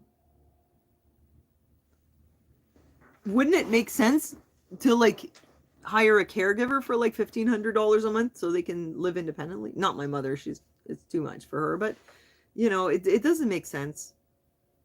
It is discriminatory, but we found a way around it. We just never got married. We can't even live together because we have a child together. Then we're considered married automatically in Quebec. So we're not doing it. It doesn't matter though. We're fine like this. Oh, your son is your caregiver? And he lives with you in Michigan? He had an amputation because the nurse didn't care for his wound correctly? God, that's horrible. Holy crap. What happened? He got infected? Wait, let me check my battery because it was charging very slowly. Oh, I hope it's not dying. Oh, not bad. 47. Oh my God, it got infected. Oh, hi, Trish. Yeah, no, like when Aaron was being taken care of by the clinic, it wasn't that good because they passed by like a couple times a week. And it's just not as much attention. Like the other day, here's an example. Okay, what am I doing to keep Aaron alive? The other day, he calls me at 1 a.m, the day before I left for the country. He calls me at 1 a.m. He had an accident transferring onto his bed. He cut his foot, and he actually cut the toe so badly he literally like sheared off the entire top of the knuckle of his toe. The whole thing like cut right off. And the blood was everywhere. It looked like a crime scene cleanup. There was blood all over the floor. What did he do? Did he put a little bit of gauze on it or something? And he called me. He's like, sorry, Sonia, I have an emergency. Hi, Trish. And he's like, I cut my toe. It's really bad. There's a lot of blood or something like that. And I was like, Thomas, okay, don't panic. We've been through this many times. Don't panic. But of course, there's always a part of me that's like, oh my God, what has he done now? I hope it's nothing serious. I don't want to go to the emergency. I go down there, blood everywhere. I look at the toe. The blood is like blue. It's just flowing out. And I know that toe so well that I even know where the vein is on that knuckle because he's had corns that were like, is like a corn, but it's separated. The whole corn separated from the knuckle, and it was detached. It was like an empty space all around, and I had to debride the whole thing because the tissue was completely separated, and I realized it was like a pocket, under the corn, and I had opened it up and debrided it, and it took a very long time to heal and needed antibiotics. And we finally got it to heal, but it still had a little scab. So what happened was he had a bungee cord in his chair and it hooked into this corn and it ripped the whole thing off. Plus more. And I saw the blood and I was like, I know the vein that's doing that. That's how intimately, I guess you could say, acquainted I am with his anatomy. And I knew exactly what it was. And I was like, no, thank God it's not an artery because it's not spurting. But I was like, oh. Anyway, I cleaned it and I bandaged it because probably it could have taken some stitches. But I thought to myself, it has sheared off the top, it's sheared off the corn. I know what it's going to look like underneath. I'm going to tape it down really well. I'm going to stop all that bleeding. And maybe it'll reattach. But I don't think so. But I did a nice little cleanup job on it and I left it like that overnight. And I came to see it the next day and he had moved it didn't really stay in place. And the part that was sheared off had moved. And I said, oh, it's dead. That part is not going to reattach. And I just trimmed it off. And let me tell you, the doctor had even given me the kit with the scalpel and a styptic to stop bleeding in the past and said, like, do it yourself. This is where we're at. Seriously. They literally give you the surgery tools. They're here, like, do it at home. I was like, I'm scared about the bleeding. Like, what if I hit an artery? He's like, don't worry, just use a styptic. I've never used one before. He's explained to me what to do with it. It's okay. Well, I didn't end up doing it, but it ended up happening anyway. It got sheared off. But this happens. Now, if I wasn't here, I know Aaron, he would have put a little gauze and he would have gone to bed and he would have just bled all night. This thing was bleeding. It was an open vein. I don't know how much damage it would have done. How much blood would he have lost? A lot? I don't know.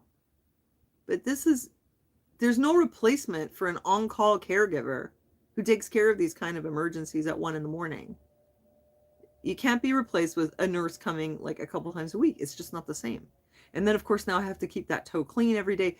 But I've been doing a fabulous job with the bandages and cleaning it. And when I changed the bandage the next day, and I came and looked at it the next day, said, man, it looks good.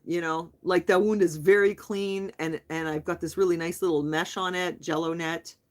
And it's going to granulate and maybe it's going to be better than before with that corn that you had. So this is what I do. This is what I'm doing here, And this kind of stuff happens all the time. Like he's had burns. He had a burn like this big on his stomach. He was cooking his own food and he had the pan pressed into his stomach, but he you see him moving, like he's moving his arms, but his break is actually way up. It's all the way up at T4. He should be paralyzed from like up here, but it's an incomplete paralysis. So he's actually like paralyzed like at the level of like, he has the first stomach muscle and that's where it ends. But he couldn't feel this. And he burnt himself in the stomach, like a huge burn, like through all the layers. You could literally see the fat under the skin. And I healed that thing. Like I took care of it. There's nothing you could do. Like I already know if we had gone to the clinic, they would just do wound care anyway, But it was this big. I mean, if it had been like that big, then, you might need like the skin graft or something, but it wasn't big enough for that. But this is what I've been doing for 20 years, taking care of all these boo-boos that happen in the middle of the night. He's fallen out of bed. We go put him back in. So, usually when you have a partner, you're not doing this kind of stuff. This is like something people do professionally, you know what I mean? So even if you didn't go to school, but when you have to do it, you learn fast, So somebody's got to do it. It's either going to be the partner caregiver or you're going to have to hire somebody who's just outside of the family. But somebody's got to do it. But I think it's better when it's the partner caregiver because we're there all the time, What's Trish say? We caregivers have to really know so much. Yeah, we do. Like, we really know a lot. You learn. Why not? So much. Otherwise, some of the people who are supposed to be professionals aren't doing proper nursing. I've seen nurses do worse jobs. I've seen nurses do worse bandages than me. Just because somebody took a class, or had some, it doesn't mean that that I can't do as good of a job as they do for some things, Well, I can't do as much as I used to, Michelle, because I did hurt my back. I actually broke a bone in my back, like the pars on one of my vertebrae broke off, and my whole spine has slid off the base by about 25%. So I can't do any heavy lifting. It's out of the question. I don't even transfer him anymore. So like Gunnar has to help transfer him into the car. Hi, yeah, a freaking American. Yeah, he burned himself with a frying pan. Like I don't know what he was doing, like his eggs and the frying pan's hot and he just kind of leaned into it and he burned himself like right around here. And it was like a big burn like that. And it was like just burning right through. No, he didn't feel it. I mean, he felt it later, but at the time he didn't feel it. It'd be like, when you go to the dentist and you're like kind of numb on your face, like you can hurt yourself. So that's what it's like. When you're at the dentist, like your skin is numb, but you know if you're touching yourself, right? I think it's like that for him up to a certain point, and then like his lower legs, it's completely dead. There's no feeling, and yet if he injures his toe, he can tell me my toe hurts, but he feels it in a different way, like on another level. Yeah. So like at this point, if he needed to get back in the bed, I'd probably have to get Gunner to help me. I can't really like pick him up anymore. But I will go down there and tell Gunner what to do, and supervise so that he knows what to do. I don't know when that happened. Like, I don't know exactly what did that to my back, but I remember the day it happened. And I had put his chair in the car and I'd put him in the car. And then it hurt. And then I tried to do some yoga to fix it. And I think that's when I made it worse.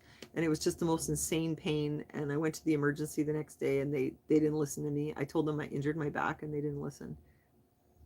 Um, they sent me to the cancer ward to get scans. And of course, I didn't have cancer. I had a back injury and it took like over 3 years. This happened in 2019 in the summer. I didn't find out until 2022 when I came back from my trip. I couldn't drive my car. I couldn't dress myself. Like I couldn't get my pants on, my socks, my shoes. I couldn't sleep. I was in so much pain. And I went to my doctor. I was like, I want a referral for an MRI. I'll pay for it myself. And then I got my MRI. And then I found out what was wrong with me. And for the previous few years, they just kept telling me I was fat and I needed to work out because my hips were hurting because the nerve from my back was pinched and it was like going into my hips. But since I don't lift heavy things, I have almost no problems. Yeah, it's really bad, Michelle. I'm scared, like almost like I feel like I don't have any confidence, if something happens. Although I know someone whose daughter had a kidney transplant the other day and that went fine. You guys remember Joel, who I used to make videos with? He called me tonight and he has pneumonia and he said he's like coughing up blood. And I told him, go to the emergency. You have to go. And he's like, oh, I don't want to wait for 12 hours. And I was telling him, like, when it's the breathing and stuff, they'll make you a priority. And he's so worried about how it's going to go. And I was like, listen, it's always inconvenient when you get sick, but this is really serious. And he's been like this for days and he feels horrible and he sounded terrible. And he was like, I think I'll make it through the night. Maybe I'll go in the morning. And I was like, what? That's crazy. You get pneumonia and you go to bed, you could stop breathing in the middle of the night. At this point, like, how infected are you? I would have gone way earlier. He waited. He needs to go. Yeah, well, I don't think he's septic yet. But I told him that. I said, if you have pneumonia and it's untreated, it can get into your spine. You can get a meningitis. You can get septic from that. Yeah, thank you for your prayers. Please pray for Joel. I don't really talk to him very much, but he called me tonight. I was like, oh my God, go to the hospital. And he was like, I said, you can call an ambulance. He's on disability. Like they'll give him an ambulance for free. Well, thanks, Dave. Yeah, and he was like, I think if I go, I'm gonna go in the middle of the night. And I was like, that's a terrible idea. They only have one doctor after midnight in most hospitals. One. And then he's like, okay, I'll go in the morning. And I said, no, it's better you go now. In the morning, they have the shift change and just go now, That's crazy. Why would he wait? I said, I talked to him like, you talk to a kid, I'm like, pack yourself a bag with something to drink and some snacks and something to keep you busy. He doesn't even have a phone. I was like, bring some puzzles or bring something. Yeah, Michelle, you said you had sepsis 3 times this year. Oh my God, why? That's horrible. What was it from? How do you get sepsis? Like, oh my God, that's so scary. He lives with his mother, Dawn. I don't understand. Like, how is his mother not taking him to the hospital? I said, get somebody to bring you. He was like, I don't think my mother's the best person to bring me.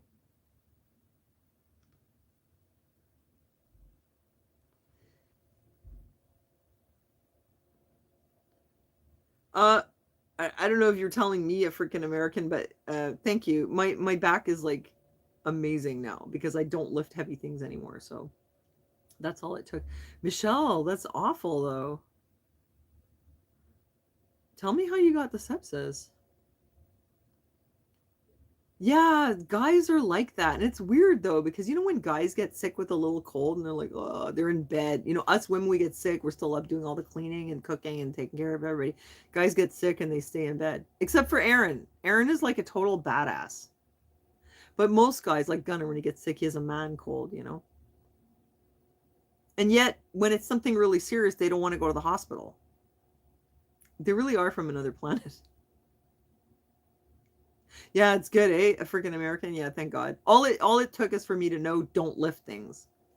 Backpacking was the worst thing I could have done.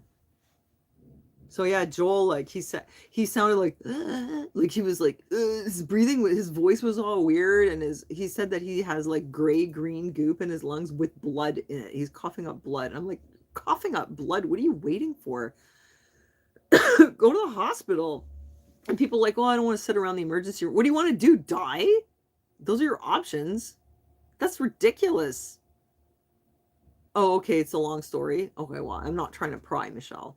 It just sounds like, oh my God, 3 times. No, I know how to lift stuff. Like, I used to do a lot of weight training when I was younger, so I know how to lift.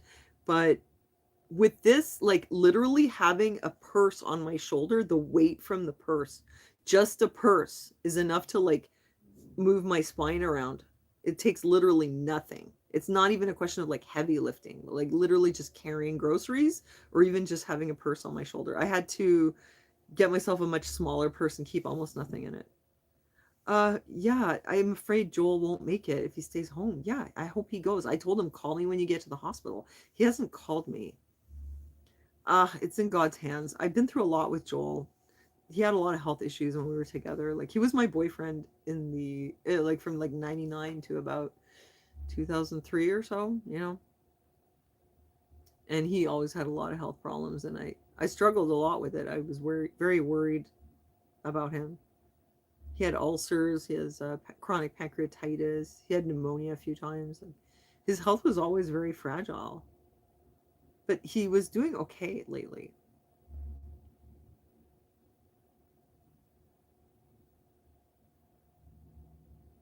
Oh my God. Gary says, I wouldn't go to the doctor. Typical guy, right? Finally, it went after I was getting dizzy and my eyesight was blurry. They tested my blood sugar. It was 537. I was diagnosed with type 2 diabetes. Oh my God. That's so high. Like Aaron, when he got diagnosed with high blood pressure, it was like 180 over 140. It was like crazy high.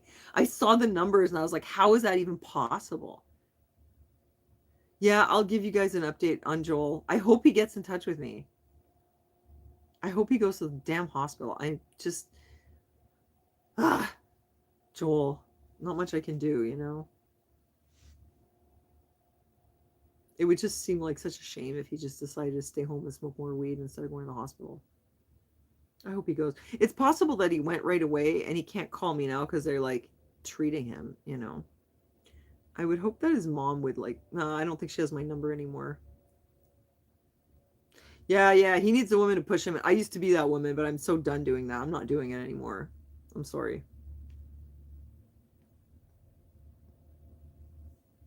Yeah.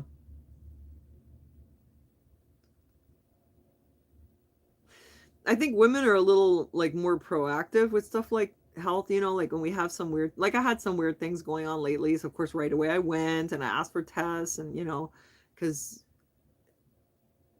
I just it just seems like the responsible thing to do. I don't want to wait until I have a serious problem. Um, Aaron is the kind that like, oh my god, he would have to be like almost on his deathbed. He will go like when he's had infections. Like one time, I think I made a video. He had a really bad infection in his foot, and he knew he had to go, but he didn't even tell me. For some reason, I didn't notice. He cut his foot. It got dirty. The whole foot was infected. It was all colors, and he finally tells me, "Oh, I think I got something going on with my foot." For some reason, I hadn't looked at his foot in a few days. I looked at it. I was like, "What?" The foot was like it was rainbow colors that it shouldn't be. It was completely swollen, the whole foot up to the ankle, and then there was this horribly infected gash. I was like, "Oh my god, how long has this been going on?" He's like, "Oh, it's been like 3 or 4 days." So you can imagine the first day was just a little red, and then like over the next 3 or 4 days, like the whole foot was. I was like, "Oh my god, worst nightmare!" I am scared he's gonna lose his foot.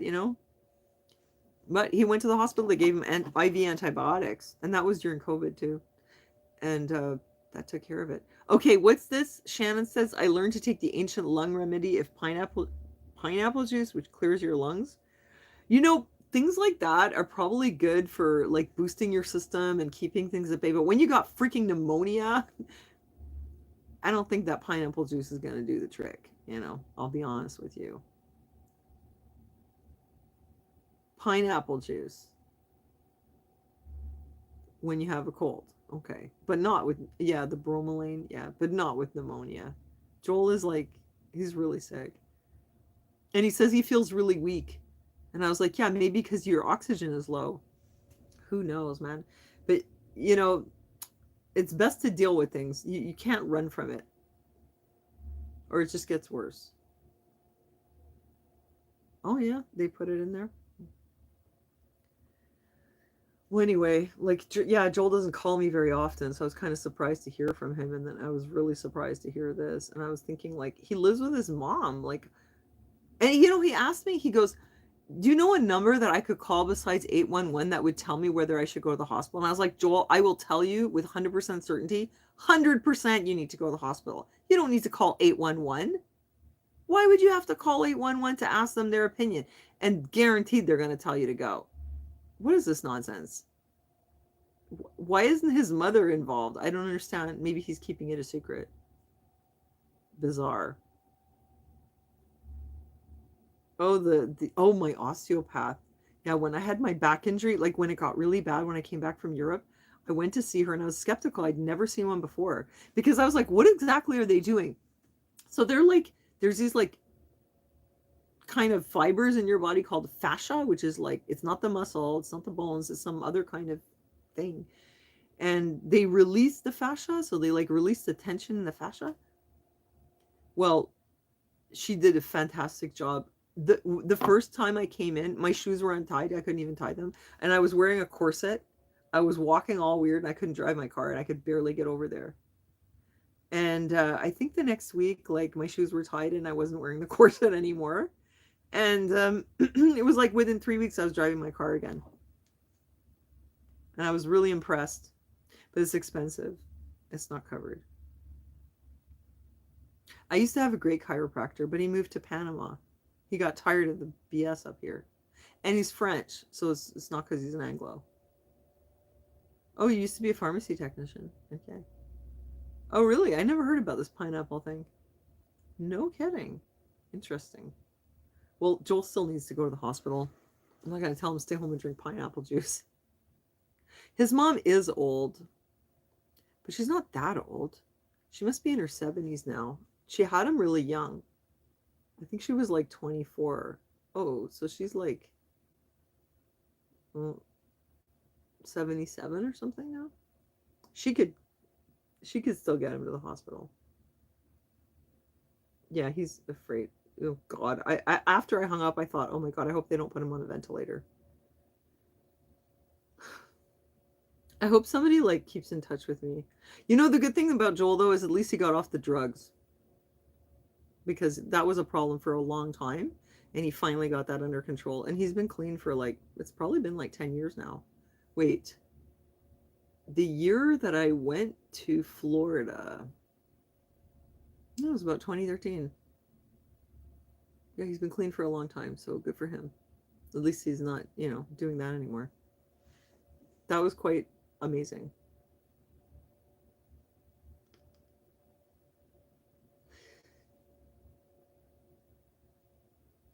Oh, you know what I thought was an interesting, this was like an old remedy, an old I think it was like, I think doctors used to use it back in the day. It was the mustard plaster. You ever heard of that?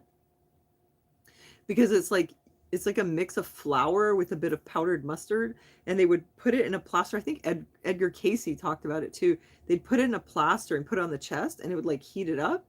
And anyway, that was one of the things that they used to use for like when they had chest ailments back in the day.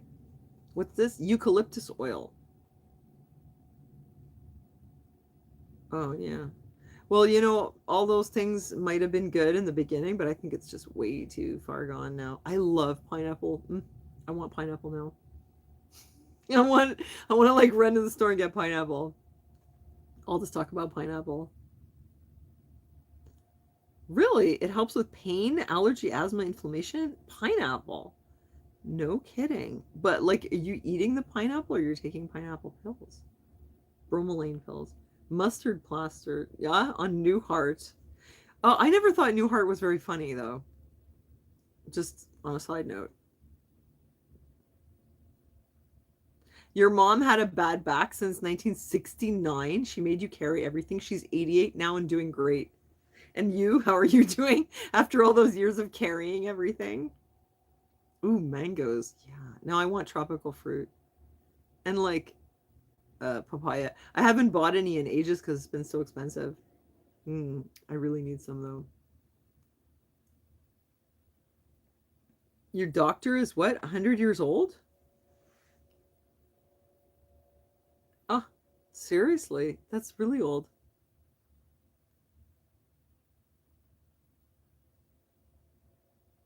103. It was hidden behind the heart. Oh, you eat the pineapple? Oh, quercetin. Oh yeah. I like that stuff. I started taking that with the zinc. And the zinc really does give me an energy boost. You guys notice I'm not as wiped out as I was before when I had the stupid implants. Can you guys see the difference though? I never have that pain anymore either. I know I told you that before, but I'm repeating myself because I'm an old lady. Yeah, the price of food is absurd. Price of eggs. How much are eggs where you are? Over here it's like 4.50 for a dozen. It used to be like $1.70. Just stop eating. It's too expensive. Eat cardboard. That's a joke, in case YouTube like flags me. Flags me for telling people to eat cardboard. Whole cloves in water and eating them. You know what I really like, which is medicinal, is the star anise. I love to make a tea with that. It's so good. I don't know if it has medicinal properties. I think it does, but I don't know what they are, but that's one that I can. Oh, and I got this great new tea. It's got a couple sleepy things in there. I think there's catnip in it, but there's just some blue pea flower or something. It makes blue tea. It's like bright blue, and I give it to Gunner now. Oh, it's lavender, pea flower, and there's another one like passion flower or something. But it's blue. It's very pretty and it's relaxing. So, oh, the cloves, yeah. Oh, the cloves, okay. And for arthritis too.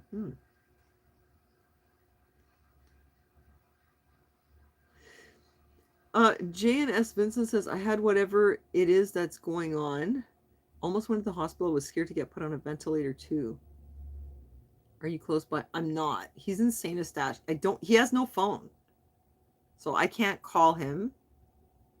And I don't know where he lives. I don't want to do it. I don't want to go back to taking care of Joel. I can't. I have to take care of other people now. He's got his mom though. He lives with her. His mom should take him. Like if it was my son, I would take him to the hospital. How does she not know that he's so sick? $7 for a dozen of eggs? Is that Canadian or American? What are they? Organic, free range? buy chickens. Well, I'm gonna buy chickens. I'm gonna what, like have them on my balcony like pigeons? I had pigeons on my balcony. They laid eggs. I guess I could have eaten those. Oh, thanks, Trish. Who's can refuse ventilation? I hope they don't put him on a ventilator. Like that's kind of a scary thought. Oh, the tea is amazing, Trish. It's so good. Oh yeah, papaya seeds. That's another one. Gunnar was telling me about them the other day. He's like, they're anti-parasitic. He's starting to like know things. Oh, you're in California and you have to pay $7 for a dozen of eggs American? That's like $10. That's crazy. Well, I get the eggs. I get like 30 eggs for $8 at Costco. You thinking of moving out of there? I mean, really, it's just so expensive. Like, how can people feed themselves? I'm working very hard to stay in a budget. And I've cut down so many things. Like, I never really spent money on like entertainment and stuff, but we used to go to a restaurant once a week. Then it was like once a month. But there was a time where I used to make videos about it. I used to go to the grocery store. I'd buy all this like nice organic food and kale chips and like raw vegan pre-made stuff. And I don't do any of that anymore. I can't even afford fruit. I mean, technically, yes, I can afford it. But if I do that, I won't have my money for something else like the dentist or to fix, I don't know, my car. So can I afford it? Technically, yes.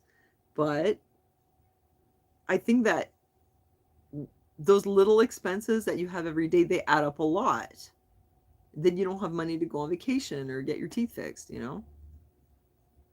Star anise. Yeah, that's the one that I really like. Oh, one is toxic? Oh, it can't be toxic. I got it from the grocery store. What does it do? I don't get my hair cut either. Yeah. This is like the new 2020s style. We don't get our hair done. I don't get my nails done. Who's got money for that? You know what? You have money for that, but then you don't have money for something else. You have to choose. And you know what bugs me when I see that people, like 50% of Americans, like don't even have 500 or $1,000 in savings? I think it's reckless, you know. I know people that they have maybe good salaries, but they spend everything. They're they use a lot of gas. They're going to the spa. They're going away for the weekend all the time.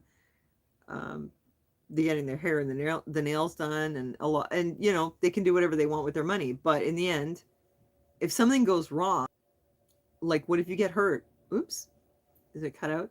Yeah, like you need to have some emergency fund. You need to have an emergency fund because if something goes wrong, you're screwed.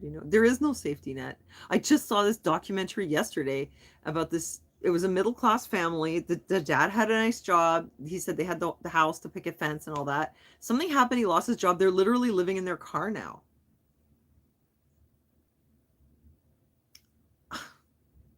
How?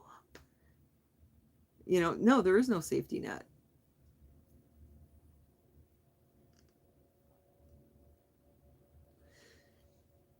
You have to make sure that, like, if something goes wrong, that you have some backup, because nobody's going to do it for you. At least you need to have like a good line of credit or something.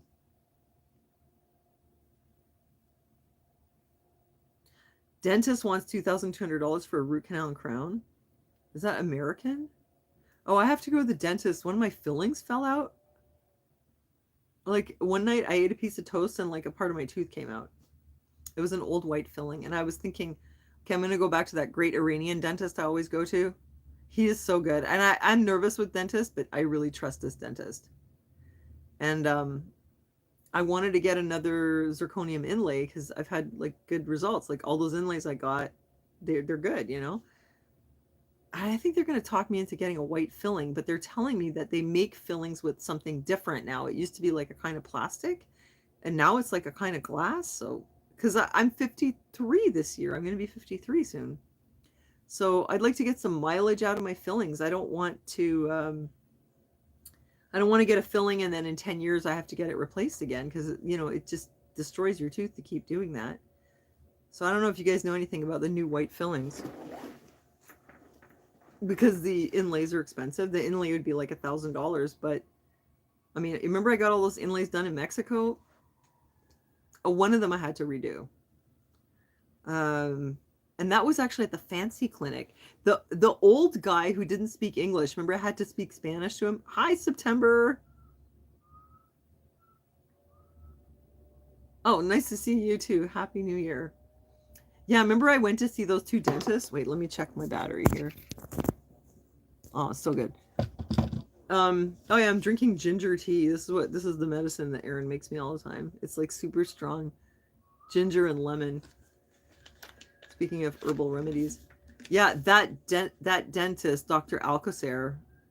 Remember I was like spitting out the mercury and like the pump didn't work, and I mean the only thing it was missing was like a couple chickens running around. It was very like, bare bones.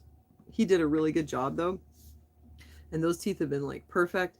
And then I went to this fancy clinic where all the expats go, and they were so gentle that I didn't even have anesthetic. Like they took out my old fillings and like replaced them. It didn't even hurt. And they were good too. And they told me I didn't need a root canal. And I had them do 3 teeth.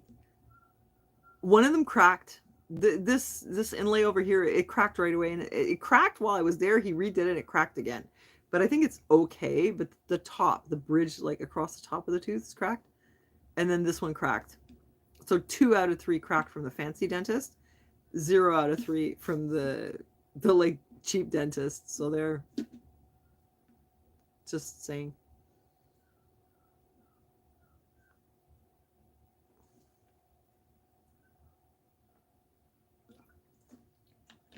Oh, he makes his tea like super strong. Oh, Gunnar is like into the herbal remedies thing too. His friend got sick. A lot of people are getting sick these days. I'm kind of like waiting, like when is it going to happen to us?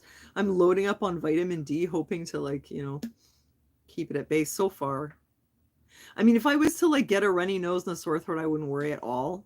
But it's like, when you get that like achy all over kind of feeling, you're like, and you're like, oh my God, it's the flu. I hate the flu. It's so bad. Well, his friend got really sick and he was vomiting. And you know what? Gunnar made me drive over there. We went to the Caribbean Food Factory and bought this like super strong, like pure ginger juice. And it was big too. It was like that big. And we brought it up to him. He like brought his friend a ginger drink to get him better. And it was like he was on a mission, He's like, we have to bring this to Maddie. Yeah, everybody's getting sick. But did you hear about that? Like, there's some kind of really crazy pneumonia in China now. It was like really bad. I don't know what to believe anymore. I hear about it, but I'm like, Yeah, it is sweet, Michelle, and his friend was really touched. Yeah, Gunnar's a good kid, eh? You got really sick, Trey? Oh, what was it? Oh, a bridge, Dawn? Oh, but bridges are so bad for your teeth. My mom had a bridge, but Aaron had a bridge. That's how he ended up losing his teeth. Because they like whittle down the teeth next to it to make the bridge, and then you like lose all 3 of them after. Aaron lost 2 teeth in a fight, then he had a bridge, then he lost all the other 2. So then he was missing 4 teeth. Then he had a partial. And then there was something wrong with the partial and it wouldn't stay in his mouth, so he used literally like bazooka bubble gum to stick it in there. Then he lost another tooth because of the sugar. And so like his teeth just kept falling out.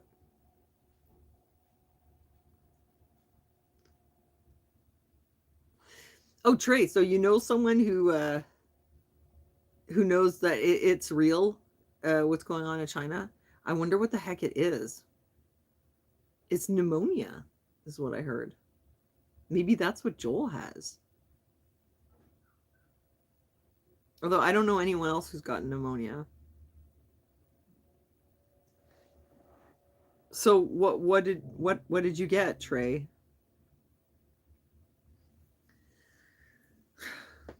I'm trying not to worry about it too much.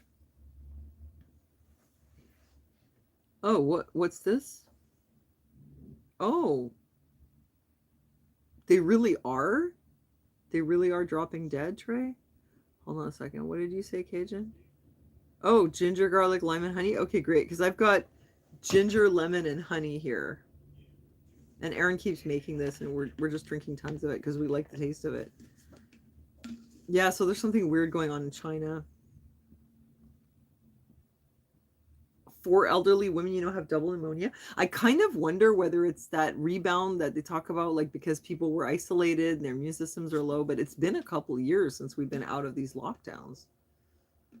But I know that when we came out of lockdown, I was sick every month, just about. But I haven't been sick at all this year. 2022, I was sick every month. You stopped breathing? Oh my God. I guess you were with someone and they could bring you to the ICU.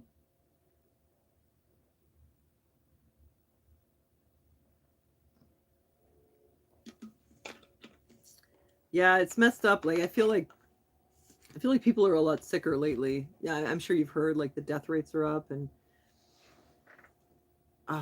yeah, people are getting sick. Oh, the cadaver bone for an implant. Yeah, I heard that. It's like a paste that they make from cadaver bones. There was a couple of scandals with that being contaminated with Creutzfeldt-Jakob, though, which is super scary because you know what that is. That's like human version of mad cow. But I think it's rare, but it happened a couple times. Yeah, that bone material, they put that in and then they put the implant. Jana has 2 implants. She didn't think twice about it. She wasn't worried at all. A lot of people get implants. Okay, what's this? Other options? A gap or like a partial? Me, I would definitely, if I had to lose a tooth, there's no way I would do a bridge. I would have a hole or I would get like a partial. I would not, I would absolutely not do a bridge because I know you just end up losing more teeth. Oh my God, the emergency nurse says that the emergency rooms are flooded with super flu. That's scary, man. God, that's really awful. What's a partial? I don't know, like a partial denture. So, super flu, huh? Hmm.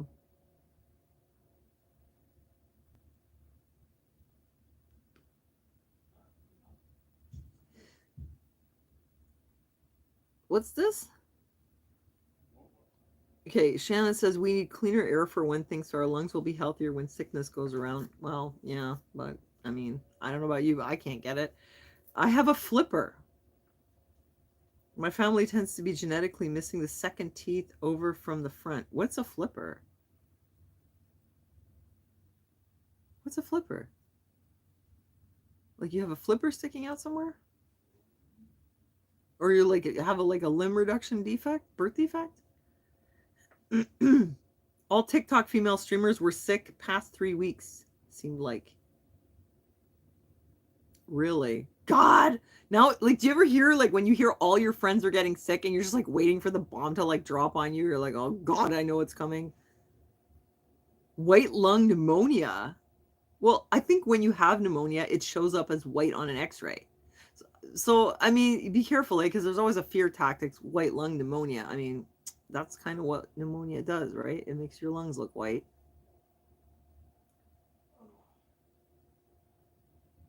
But what's causing it? Is it bacterial or is it fungal? Are veneers dentures? No. Veneers, it's just a. Oh, wait, no, veneer. Okay, I have inlays. That's like they're using a zirconium paste instead of like a filling paste. But they scoop out a lot of your tooth and then they pop that in there. It's like having a stone in your tooth, basically. But it lasts a long time. It's biocompatible. There's no mercury in it, and it's not plastic, so it doesn't shrink. So it's just a really good material. And I got it in Mexico because it's cheap. Um, Veneers, no, veneers are not dentures. Veneers is like where they put like a little thin layer of like porcelain on your tooth. But you know what's kind of messed up is what they do this turkey teeth where they file down your whole tooth and they put like caps on them. I guess people had been doing tooth caps forever. Remember the movie stars used to all do it back in the 60s and 70s, have these big like big chunky teeth, you know. Um but you're damaging your healthy tooth underneath because you're filing it down. Like I would not personally. What are the options? She only lost one tooth. Well, you can get like it's like a little metal, it's like having a retainer in your mouth, but it has like a fake tooth in part of it. So you don't look like you're missing a tooth. Me personally, I think I have to go around missing a tooth. I would probably get an implant though. I wouldn't be worried about that bone thing. I mean,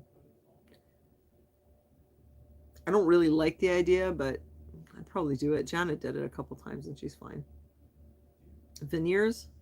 Well, if the veneer doesn't file down any of your existing tooth, I think it's okay. But if you're filing your tooth, like to me, that always seems like a bad idea. It's just stuck on the front of the tooth, right? Yeah, caps. No, that's when you're like filing everything down. I would not do caps. A partial denture, yeah. The bridge. Uh, yeah, my mother, like, yeah, my mother had a bridge, and then when I saw her teeth, it's like the gum recedes, but the edge of the fake teeth are there, so you actually see like a space between like the fake where the fake teeth are and where the gum is. There's like a space underneath. You could like slide a paper underneath.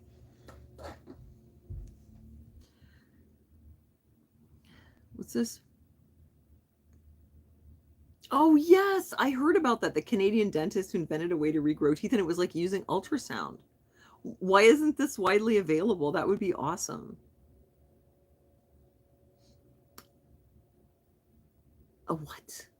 Your sister had a temperature over 110? Are you sure it was 110? I think the thermometer only goes up to 108. How can it be 110? I think you would have brain damage. Like 104 is high, but you're not going to die. 105 is like, it's really high. 106, sometimes children will go up to 106. Like babies, and they'll have like convulsions. I think beyond that, you get a fried brain. I don't think you can go higher than that. I think you're like going to cook. I kind of have my doubts that it could really be 110. She took an Epsom salt bath and was able to bring it down. That is scary. But I don't think it's possible though, Trish. I mean, if you insist, then I'll believe you. But that's like mind-blowingly high. Do you know what the good news though is about that? Now I want to be really careful because I don't want to give like medical misinformation because you know what kind of trouble you can get in for that. But they had done some studies on what was it called? Like it. Okay, there's a certain disease that now 1 out of 2 people will get at some point in their lifetime. You probably know which one it is. And they had done studies where they use a hyperthermia. They would like raise the body temperature. I can't even say it, but look into it. There's some like therapeutic benefit to the fever, and this was like known way in the 1800s.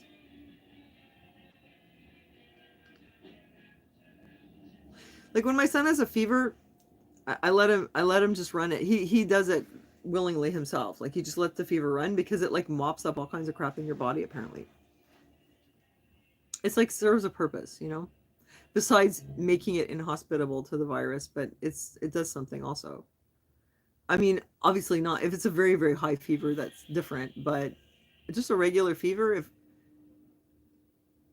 yeah, if when my son gets a fever, like we just let it. We don't interfere with it, let's just say. And usually it's gone. In his case, he'll go up to 103. He's gone up to 104 and it's gone in like a day. Just look into like what fever does. It does something for your immune system. She must have been delirious. You can't have a fever 110. You could have 105. Go and look up the case of the woman who was given measles intentionally and spiked 105-degree fever. Go and look it up. Just look up study woman measles 105-degree fever. See what comes up. I bet you'll find it without me having to spell it out. You'll be surprised. It was quite interesting.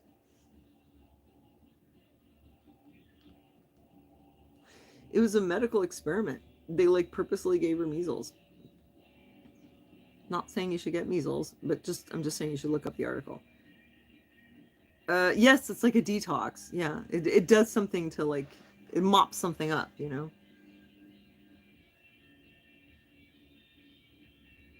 Oh, and yeast seed has a chemical that's in Tamiflu, really? Oh well, I love anise. I drink this tea that is called licorice spice. I've told you guys about it before. I love, first of all, that the packaging is blue and it's beautiful. That's awesome. But it's got anise in it. I don't think it's even really licorice that's in there. It just tastes like it. But man, is it ever good. And I drink that like all the time. I'm kind of addicted to it. I buy it when it's on sale and I'll get like 2 boxes of it. In my shopping video, I was buying it. Oh, really? Your mom went blind in one eye from measles as a baby? Oh, it's awful. I know there's some like real serious consequences that can happen from it. It's shitty.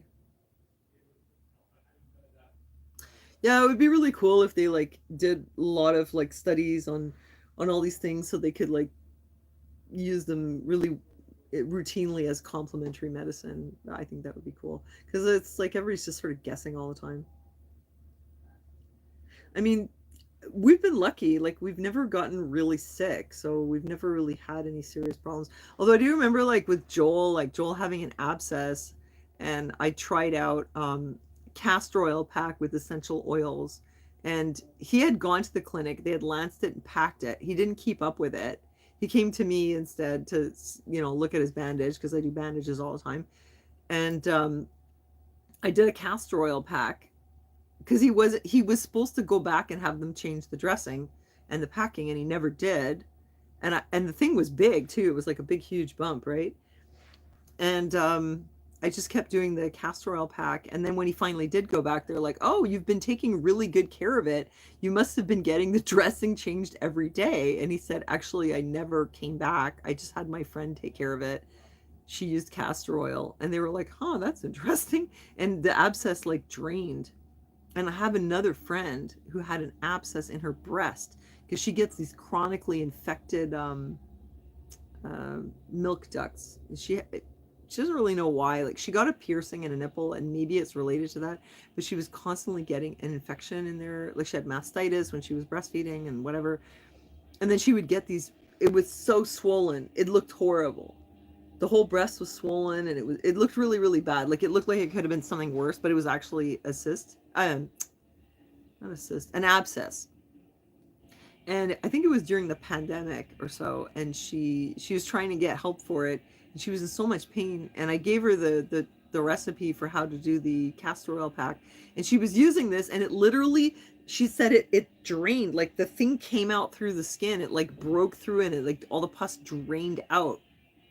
So now she uses that. But she did go to the doctor. She had it lanced. She said it was awful. They like cut it, they drained it, they packed it. It was brutal. And then it came back. And then she started using castor oil because it was like it kept coming back.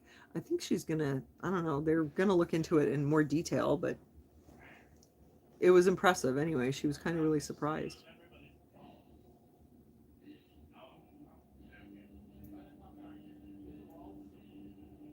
I need a TikTok. Oh, I don't feel like it. I just like talking to you guys. Yeah. Yeah, it was a close friend of mine. Yeah, and it like totally like drained the abscess right out. I've done castor oil packs on Aaron too. He's had abscesses too. Aaron would get abscesses on his arm from like because he's wheeling, and like little rocks would like get embedded under the skin, and he would get like these swellings and stuff. I think we did it with him, but it was nothing like that serious. With him, I actually brought him to the clinic. At one point, he had an infected elbow. He had I think it's bursitis, and he was on antibiotics. But I've seen it work with Joel and with my friend with the breast abscess. I've definitely seen it. A flea bite? Oh yeah, like I guess anything that like puts bacteria under your skin. I get infections in my fingers from the rabbit hay. I can't tell you how many times I'm going in there taking out hay, and I get stabbed with the hay, and sometimes like a little piece gets lodged in one of my fingers.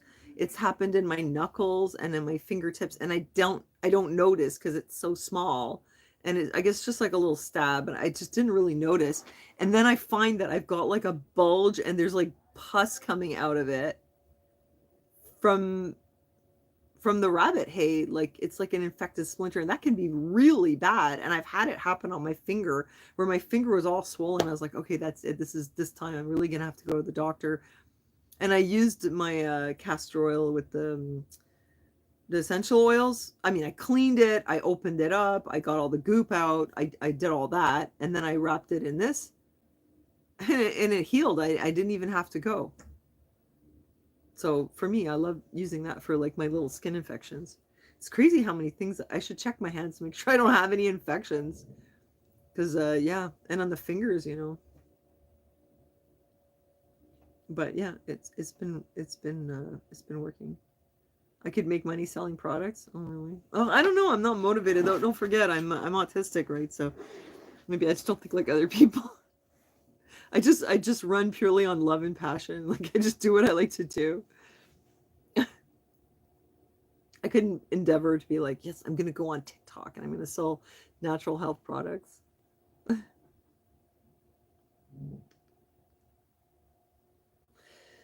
What's this? The Europeans use licorice for the herpes? I never heard that one. I've never heard that. You'd have to check. What blood type am I? Oh, take a guess. What do you think? Can't you tell? I'm gonna like give you a chance to answer. Cosmetic grade OG castor oil.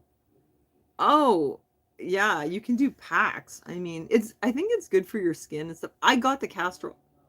You got it. You got it. You guys got my blood type. See? You can tell. Yeah, O negative. See, you can tell. Um, I got the castor oil for my hair. It didn't work, but I discovered that it was good for like other things. What was the other thing? Oh yes, when Gunner had like a really bad like stomach bug one time. It was I was making videos around that time. And was it when I took him to the doctor like last year? You know, we went up to the mall and he was just feeling queasy and he was just saying, "Oh, I feel like I'm going to puke on the escalator." We were sort of laughing about it. I don't think it was anything that serious. And then he just spewed right outside the mall. And we were still laughing because there was a staircase and he was like right at the edge of the railing and he could have like just barfed right down into the stairwell. And I was thinking that would be like total, that'd be like Mad Magazine quality, um, you know, situation if he vomits just when someone's coming out. But he didn't. But he really puked. And then I was like, holy shit, you just like totally barfed in front of the mall. And then I started thinking, I don't know, I think there's something wrong with my kid. And we went to see this movie and he was vomiting on the way home. And then I was like, oh my God, you're really sick.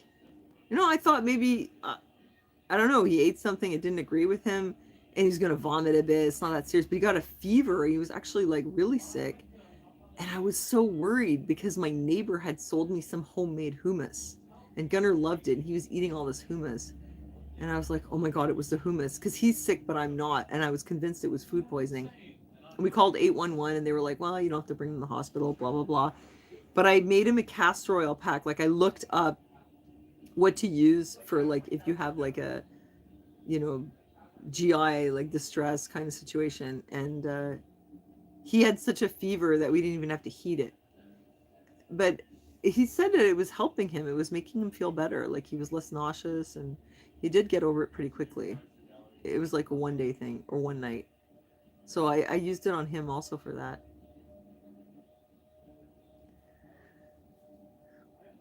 Yeah, I think castor oil is like one of those things you should keep in the house.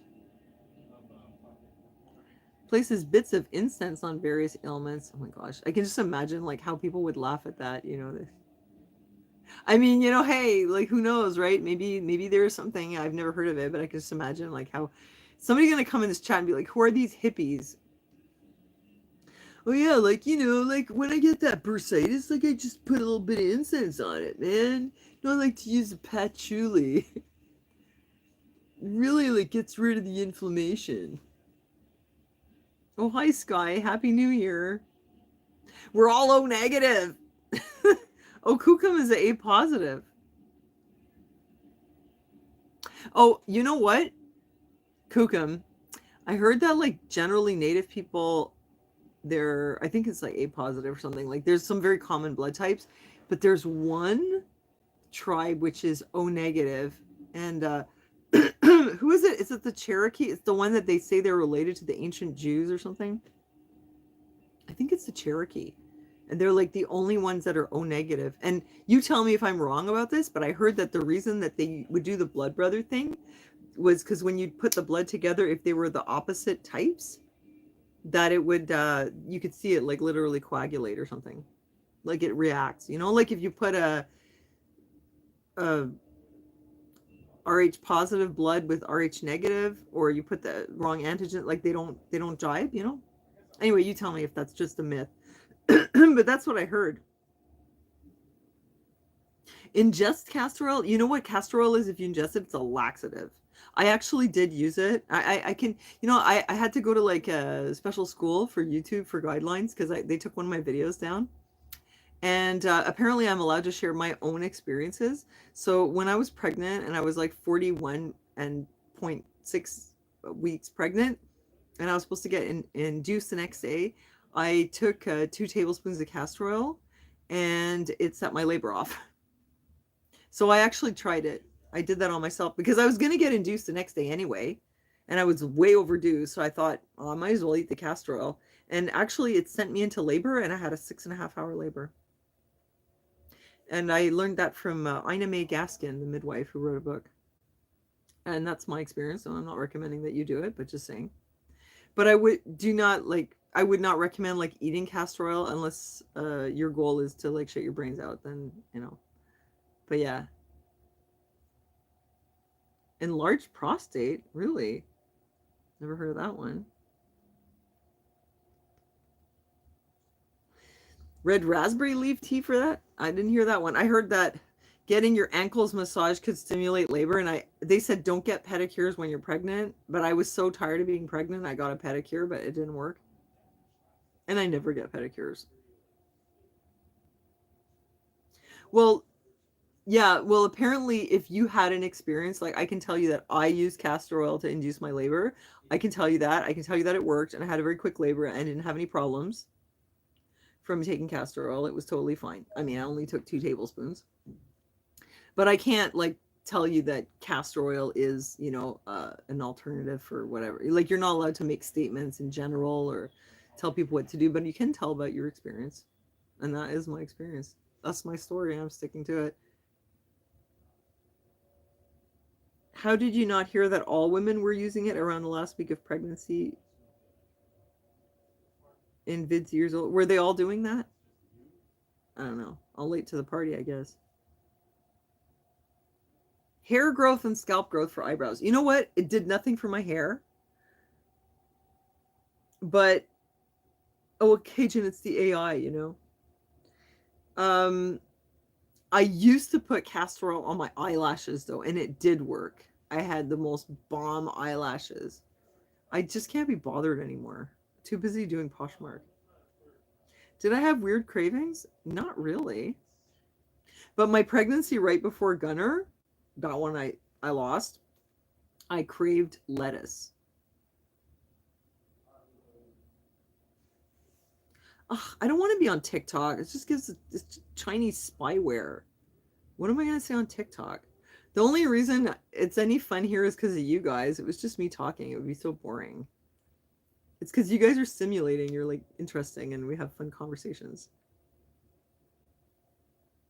Oh, my pregnancy. Oh, thanks, Anonymous. Well, what happened was it must have been like a genetic defect, and the baby actually reabsorbed.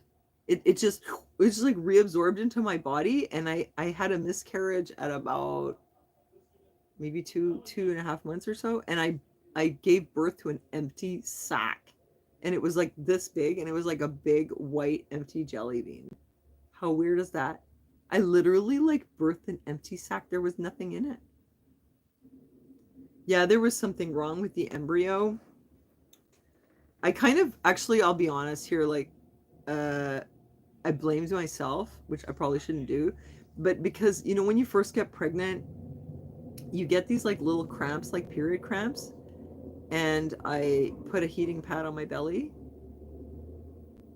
And I heard later that you should never use a heating pad or get in a jacuzzi because too much heat will kill the embryo. And I was like, oh my God, it was my fault. I killed it. I didn't know. Maybe I didn't. It's possible. It was random. But I had that miscarriage, and they wanted to give me a DNC, and I didn't want it. And they really pressured me. And they wouldn't do it right away because I went to the hospital having this miscarriage, and I hadn't eaten anything. And after the sac came out, they were like, you should have a DNC, but you can't eat 6 hours before because it's like you're giving birth and or whatever. They were like, well, in case something goes wrong, like it's like surgery. You're not allowed to eat 6 hours before. I was like, oh, well, I just screwed that up because I just had a milkshake. So they're like, okay, you're going to have to wait 6 hours. So they put me in a room, and I'm talking to Aaron. He had to leave, but I was talking to him on the phone. I was like, I don't want to have a DNC. Like, I just think that my body's going to get rid of it naturally, and I don't want this. But they're pressuring me, and I was hungry because all I ate that day was a milkshake, and I just had a miscarriage. And so it was like around 8 p.m. and I'd gone like 4 hours without eating. I got so hungry. I just like, I found a bag of nuts and I ate the nuts. And I told them, I was like, I just ate nuts. And they're like, well, you're gonna have to wait another 4 hours. And I was like, you know what? Take this IV out. I'm leaving. And they're like, well, if you start bleeding and you need to come back to the emergency, you're just gonna have to wait like everyone else. And I was like, I'll take my chances. And I had them take the IV out, and I literally walked home. I didn't even take a bus. I just walked home from the hospital, and I was totally fine. So there. So much for that. Because I just, I felt like miscarriages happen all the time. I was like 2 months pregnant, and I just felt like it was just like a natural process. I did not understand because DNC, they like stick a needle in your cervix, they dilate it, and they scrape it out. I mean, to me, it seemed kind of invasive. Now, sometimes you have to do it because the miscarriage isn't taking care of itself, but I was pretty sure that mine was. So I just walked home and it was fine. And that was that. And then I was pregnant again like 2 months later. And then we have the results. He's in the living room. A lady in Ohio got prosecuted for her miscarriage? How's that even possible?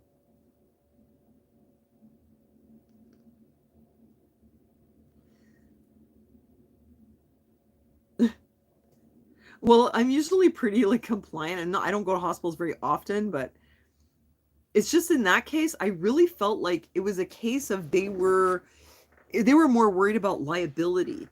I really didn't believe them that I needed a DNC. I thought that they were like going overboard, trying to cover all their bases to make sure that they don't get blamed if something goes wrong. Because I think is that I think the thing is they have to give you these recommendations in case. But I think everybody knew I didn't really need it. Yeah, yeah, a freaking American. Yeah, apparently you're not supposed to go in the jacuzzi or use a heating pad because it'll heat your belly too much, and the embryo at that point is very small and it's sensitive to heat. So I don't know, but I mean, in the end, the baby's here anyway, a different one, but the baby that I was meant to have. But after that happened, I was really questioning whether it was my fault. It probably wasn't, but yeah, I didn't know. But it's something that people should know, I think. I'll tell you guys, but I had another one that I lost in my 20s, and that one that really messed me up. I was very messed up for like years. Oh, Shannon, it's funny you say that because after I lost my baby in my 20s, I was so devastated, and this really like oppressed me for years. Like it almost destroyed me. Like it was so awful. It was so bad. Um, but I always would say that I thought that that little soul wanted me to be its mom, and that it would come back to me. And wait, what's this? Sorry. Ah, this is the thing with the comments that like it kind of distracts me. But okay, wait, I'll tell you my story and then I'll read that comment. Yeah, I always believed in my heart that the soul would come back. Cuz you know what? I would have like a 30-year-old if I had had that baby. Um and and when I had Gunner, I felt like it was the soul of my other baby that didn't make it that time came back. I really just felt that. So I feel like he's with me now, you know?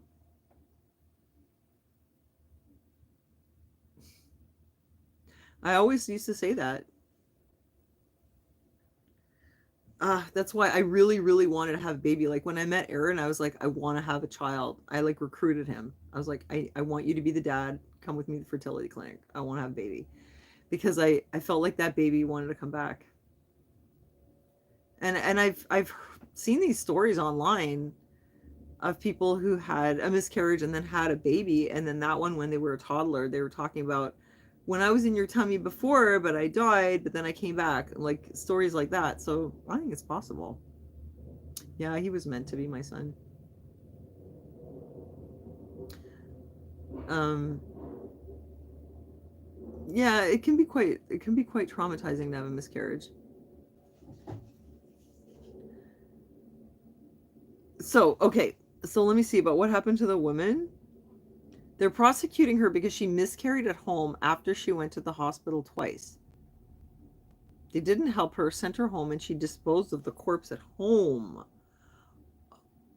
Oh, so the charge is improper disposal. Well, so she's not really being charged with having a miscarriage at home. But that's weird because women miscarry in private all the time. But usually it's so small that, it's very early and you don't even see it. And it just ends up in the toilet. I mean, it's just like you have a heavy period. It's very, very common. That's why people don't announce their pregnancies like up until 3 months. But in the first month, like you could miss your period, be pregnant, and like after 2 weeks, you're not pregnant anymore. You get your period, but you actually had a miscarriage. So, how pregnant was she though? Was it like advanced pregnancy? It sounds kind of like a weird story. Improper disposal. I mean, if you had a miscarriage at like 4 or 5 months and, like you saw, a baby, a fetus, then it would make sense to do something with it besides, just dump it. Oh, it wasn't advanced? It was like an early miscarriage? What? That's like a period. It's a period. I mean, what are you going to do? Oh, your mom had three before you three kids? Hmm. Miscarriages are very common. Yeah. What? Gunner's listening to some horrible music. Ugh. Parents always say that their kids listen to horrible music. And now that I'm a parent, I understand why they say that. Because they really do. He listens to the weirdest stuff. This is probably not the worst. He listens to some absolutely horrible, like, electronic music from SoundCloud. Oh, mumble rap. No, if it was mumble rap, I probably wouldn't mind. No, it's just like really weird electronic music.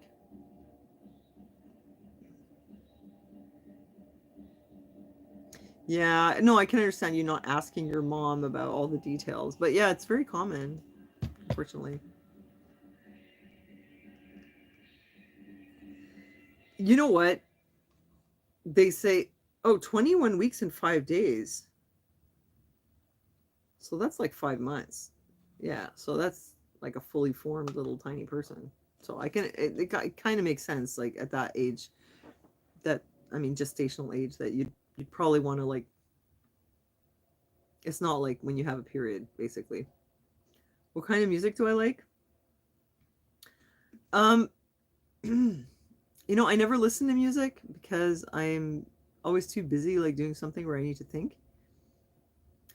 Okay, when I listen to music, it's when I'm in the car. It's the only time. It's also when I like to talk on the phone. Mumble rap. No, it depends on the beat. Um, I think I like old school stuff. Like I like when they have the '90s at 9. Like I'm a '90s girl. I like when they play all that old, especially when they play like Nirvana or Hole or something like that. Um, Sometimes I just hear a song on the radio that I'm like, oh my god, this is so beautiful, but I don't know what it is. I like some like sort of dance music, like electronic techno-y kind of dance music. But I like all different kinds of things. It's just a lot of the stuff that's on SoundCloud is not very good. Aqualite? I don't know what it is. I mean, sometimes they play like some old classic rock, and I like that too.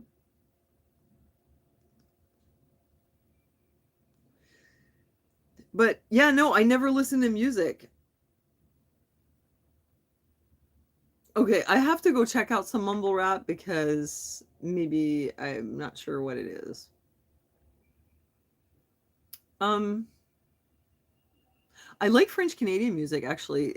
They have quite a lot of good songs lately. It used to be that if I was doing the dial on the radio and I came on a French song, I'd be like, French, and I just right away like skip because before the French songs were like the French pop or rock was like very tacky. To me, it was just really unappealing. But now they have like this kind of folky, punky kind of style that it sounds very good. It'd be having like sometimes it has like a kind of a punky beat, but like with, you know, little violins or fiddles or something. And the lyrics are amazing. It sounds great. And very humorous. Like I find the French Canadian music often has like a lot of really good humor in it, which I appreciate. I cannot remember artist names. I can't remember song names. I don't remember how the songs go. I have like no memory for music. I never did. Isn't that weird? I play piano, but I need sheet music because I can't remember how anything goes. And if you ask me like what I listen to, I'm like, I don't know. I have like zero memory for that.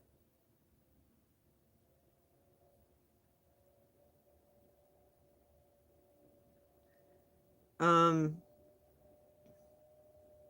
I don't know. Sometimes like an REM song comes on, and I'm like, oh, that's great. Oh, you gotta go, Shannon. Oh, it's great to see you. Oh God, not Eric Hartman. Oh no, that's not possible. No, I wouldn't want to listen to that. No, no South Park characters. I like really funky music. Oh, Radiohead. Yeah, I love that. Oh yeah, definitely. You can name some. Bye, Shannon. What was that other? Oh, I can't remember the names of the songs. Give me some '90s songs. I'll tell you if I like them, and you tell us if you like them too. Karma Police. I don't know. It's like the Language Police, the Karma Police. Oh, I love Stride. That's one type of music that I really, really like. And I've always wanted to play it on the piano. I mean, I try. Stride is one of my absolute favorites. It's like right after Ragtime. Spin Doctors, like I wouldn't even know. Yeah, I like Nirvana. If you said Spin Doctors, I don't even know, like, I can't even name a Spin Doctor song. I have no idea. If you name a song, I could probably tell you if I like it. Oh, like old rap, like Biggie Smalls and stuff? Yeah. I like that kind of stuff too. They only have one song. Oh, I love the Cranberries. Oh my God. Yes. See, I do know them if you mention them. I love her voice. I love Courtney Love. I love it. And I usually don't like female singers, but I love the Cranberries and Courtney Love. Tupac? I don't know. Like, can you name a Tupac song? I don't even know if I know one. Yeah, Courtney Love. Yeah, she's like kind of evil genius or something. She's autistic too, by the way. No, no, she's still alive. She's had a lot of plastic surgery. She's gone full Hollywood. Cajun folk music, yes, absolutely. I don't know the Four Non Blondes. Like it rings a bell, but I wouldn't know. I wouldn't know any of their songs off the top of my head. You tell me what you listen to. What was that song? I was listening to the Cranberries the other day with Gunnar. I was like, oh, you have to listen to this. It was that song where she's like, I miss you when you're gone. You know that one? Oh, beautiful. So nice. What's Zombie? Yeah. Dear Mama. You know, I need to listen to some Tupac Shakur. Lauryn Hill. Now I know her. I'm sure I've listened to her. I've heard her songs, but I wouldn't know it off the top of my head. I'm gonna have to go check out Tupac. See what all the hype is about. A note to self. Tupac.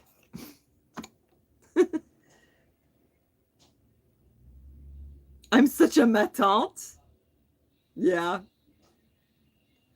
Oh yeah. Speaking of French Canadian music, I like what are they called? Les Cowboys Fringants. Oh my God, that beautiful song that they sing about l'Amérique qui pleure. Oh my God, every time I hear it, I'm like, oh, c'est trop triste. Oh my God. And les colocs.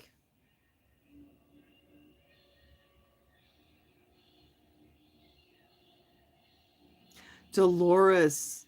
Oh my God, she drowning due to alcohol intoxication. No, is that what it was? Oh my God. What a beautiful voice with that little Irish lilt in it. So amazing.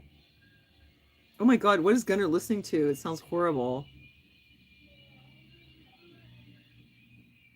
It sounds like a guitar is dying a slow death. Yeah, I know she died recently. I think it was more than last year. I think it was like a couple of years ago. I didn't know what it was from though. Les Bébés? I don't know.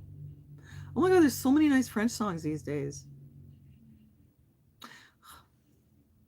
Oh my God, I can't even remember lyrics.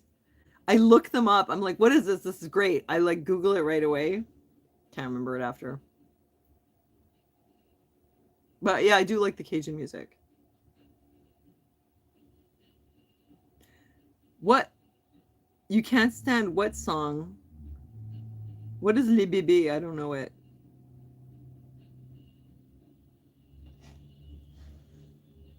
Wait, now I'm like curious. Wait, how does a freaking American know Les Bébés? That sounds like a French song. Two Princes? Oh, God, no. Yes, I know that one. That was way too much on the radio. The Spin Doctor song. Broken Heart Syndrome. Okay, I'm like totally lost in the conversation here. Yeah, that's a real. Can you hear this noise in the background?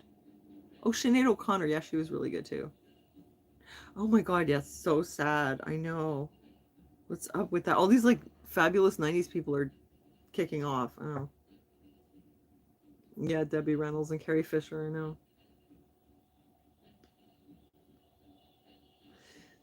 Wait, I know this song.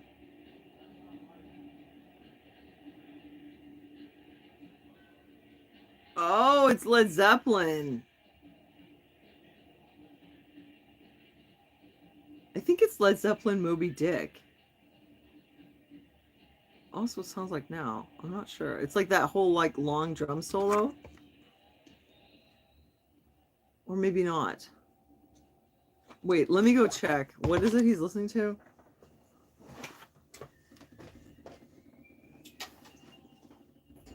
Gunnar, what are you listening to? Oh, it's Pink Floyd. Oh, okay. I thought it was Led Zeppelin. Yes, I've heard this. What's this song called? Oh. Okay, well, it's better than whatever you had on before. Oops. Oh my god, I can't walk through my apartment. I'm like tripping over stuff. You know what? It's not Led Zeppelin. He's listening to Pink Floyd. A long drum solo. Enya. It's snowing. Is it really? We haven't had any snow. Oh, it is snowing. Oh, that's cool. I should get my snow pants on and wear my fancy Sorel boots that I got in the thrift store and like do some snow stuff, you know? What is the Enya song? Oh, hi, Bite Me in Australia. Oh, Rush. Yeah, I love Rush too. Come pelter over here. I'm gonna pelter your window with snowballs. Did you hear about the giants in Miami? Would they have giants out there? Are they very big? How big are they? Like 7 feet tall? No, I didn't. I haven't heard them of them. What? Aliens at Miami Mall? They're giant aliens at the mall in Miami? I'm missing all the action. What? In the Miami Mall with like 52 cop cars rushing there? You heard about it on Twitter. 9 feet aliens. No, I didn't hear about it. But it sounds like good times. Interesting. For once, something happened on a Saturday night. Are you sure it's not fake?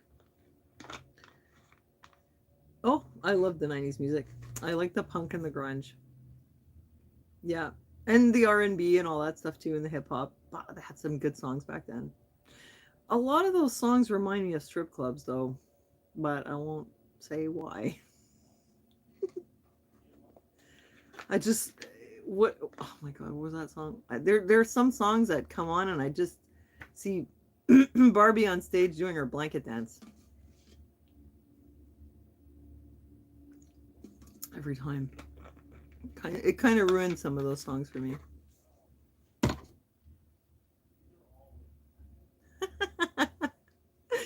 Trish. I worked in some of those clubs back in the 90s, like doing shooters and stuff, and there were certain songs that were like preferred, you know, preferred tracks. And I swear every time I hear some of those songs, what was that song? There was this giant girl called Lynn who worked at Chez Paré. She was super tall. And there was this song, oh, what was it? I think it was like that, can live when living is without you or something. And it would get to the climax and she'd like put her leg up like this. She'd like be holding onto the pole with one hand. And then like right as it like climaxes in the song, she like puts her leg up and she like slowly spins around the pole like this. So every time I hear that song, I think of Lynn on stage with her leg up in the air, you know? Yeah. Good times, good times. Yeah. I don't remember Bronski Beat. Like it all rings a bell, but I don't know. Yeah, there's a whole bunch of songs like that. I think some of them were like Bon Jovi songs and stuff like that.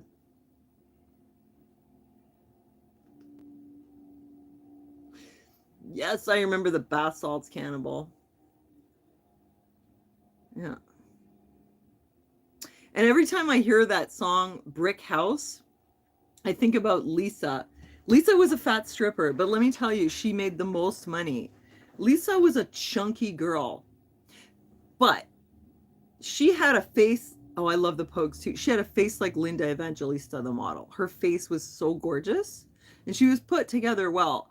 But this, when I worked in this club, this is when the penny dropped and I realized that you don't need to be skinny to be attractive because there was a lot of fat strippers, you know? And this girl, Lisa, she had short hair like Linda Evangelista and that face. And she was all natural and she was a chunky girl. And that girl made so much money. She was like the most popular girl. And she used to dance to that song, Brick House. So to this day, every time I hear that song, I picture Lisa coming out on stage with her pretty little smile coming out. strutting around to that song. That's what happens. Mm. Oh, she was a doll. She was a nice girl. You know what it was about Lisa? It was her personality. She had the most unbelievably charming, bubbly, likable personality, but she was all business. And she had a bunch of clients that she would actually just go, they would pay her to just sit at the table with her. Pay her like, and this was the early 90s. It was like $80 an hour for her to sit on the little box. This was back in the day. They weren't allowed to touch them or whatever. It was like 2 feet away from the customer. And they would have her sit there and she would just talk to them. And she would go from one guy to the next. And some of these guys really thought that they had something going. She was very good with the mental thing. She really played them, but in such a nice way, you know? And she told me that one of the guys gave her an engagement ring, and she took it to the bay and traded it in for a barbecue. And I was like, holy cow. Yeah. She traded that ring for a barbecue. And there was another girl like that called Amy. She was like 42 years old. She wasn't much of a dancer. She was this tiny little woman. She had blonde hair like this. And she used to get up on stage and she did like this, like she was doing aerobics. She would kind of jog and she would do this like thing with her arms. What the hell is this? Amy was busy the entire time. And it was like with Lisa. She would have, like, there were these Amazons. They were like these tall, gorgeous women. And they would go around from table to table and they make lots of money. But they were working hard. They had to like keep going around all night. But then there were these girls like Lisa and Amy. And Amy, I mean, she was old for a stripper. You know, she was like in her 40s. And I couldn't understand what was happening here. She looked like somebody's mom doing aerobics. But she was one of these that they would get her at the table and they would just keep her there. Hold on, let me just check this battery. And she made so much money. And I think that there were several guys that would come in and keep her for 1 or 2 hours. And they each thought that one of these days she's going to leave with him and she's going to be his girlfriend, or they're going to get engaged or something like that. Real life only fan. Like she really had something nailed about the psychology of it. It was quite amazing. And she had a daughter. I think she was a single mom, you know. Yeah. Yeah, and they were like devoted to her, and they would come in, and she only have a few, but they would keep her so long. And she told me when she told me she was making like $400 a night. I was quite amazed. Yeah. It was interesting. Amy Winehouse. Yeah, I like her a lot too. One of my favorites. I still have my Amy Winehouse wig. Maybe one day if they ever have like America's Got Talent, I'll go and I'll audition as Amy Winehouse. And see if I get kicked off stage. Yeah, you'd be surprised who works in those clubs. But these were like high-end places like Wanda's and Chez Paree. And a lot of them were like students from McGill and single mothers. And some of them were really professional, and they would work a day shift in a high-end club and then a night shift in like a medium one. And they probably made $700 a day. And this was like around 1992, 93. They would rake it in, and those girls were stacked. They were just unbelievably gorgeous. Tall, with big, huge boobs, and like totally, you know, amazing. And they just make a ton of money. And then they would open businesses. Grace Jones? Oh, I just remember sort of vaguely from the 80s. I remember her look. I don't remember what she sang. What did she sing?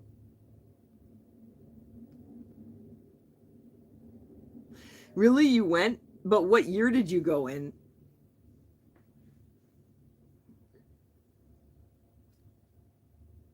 I went to Paris like about 10 years ago because Lara had a friend in town and we wanted to give him some entertainment. Yeah, we went to Paris. It sucked. It was good in the 90s, but when we brought him there just for fun. And oh, you went in the 90s? Yeah. Oh, good for you. Um, yeah, it wasn't really good, you know. It was in the day. The downtown. Well, I don't usually go to strip clubs. I just went that one time. We just brought her friend there because he was from Europe, and we wanted to give him the tour, so we took him to Chez Paree. It was pretty tame. Like he didn't go in the back where they have like the private dances. It was just like in the front, and like we paid to have a girl come to his table, you know, entertain him. It was pretty tame. The girl was very chatty.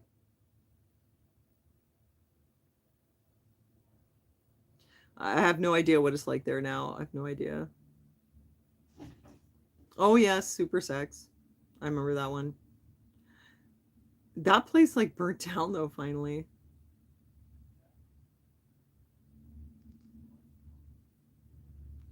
Oh, I know. I heard about Shane McGowan, and I love the Pogues too. Yeah, that was really sad. And apparently he had like sepsis or something. He had some kind of horrible infection, and he'd been fighting for like a year. I thought that he wasn't going to live very long because he was such a hardcore alcoholic, but still, yeah, it's awful. No, it's not Mullen. It's just my regular vape.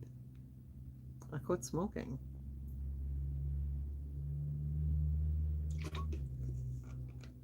Ooh, he brought you there and got a professional bodybuilder woman. Ooh, interesting.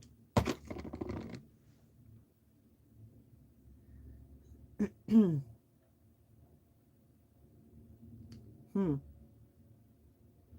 Oh, I've been to a couple burlesque shows. They're fun. They have them at Cafe Cleopatra from time to time. Um, I went to one like a few years ago. Like they're fully clothed and everything. And there was one she was like a she was a belly dancer. She had moves. And I went to a drag show there once too. And you know what was really fun was like the drag kings. It's women that dress up and act like guys. It's hilarious. Yeah, I think it's like in the summer they have all these festivals, you know. Somebody invited me. I was like, yeah, sure. It was very fun, very entertaining. Drag Kings was hilarious. And they have these like ridiculous names, you know.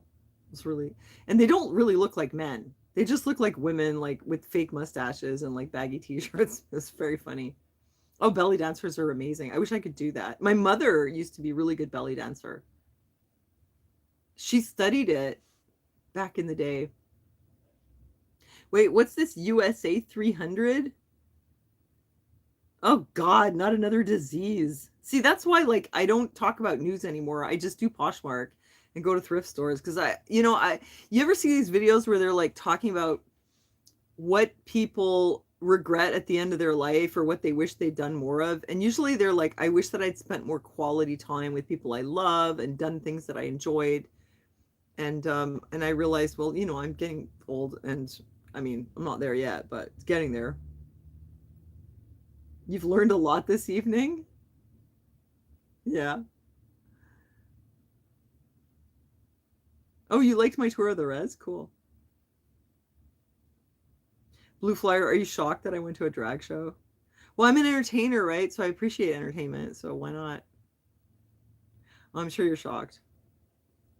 They were fully clothed though. It was just like lip syncing and stuff. I was curious. It was good. It was entertaining. Oh no, yes. Let's not talk about sickness when we talk about belly dancers. That's what I should learn to do is belly dance. Maybe that should be my New Year's resolution.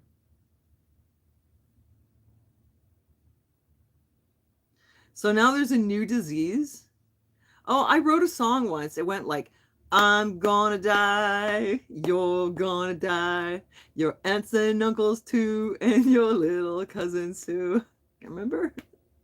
And that was in 2009. Oh, still here. Oh, you went to art school? You lived in the neighborhood. So did I.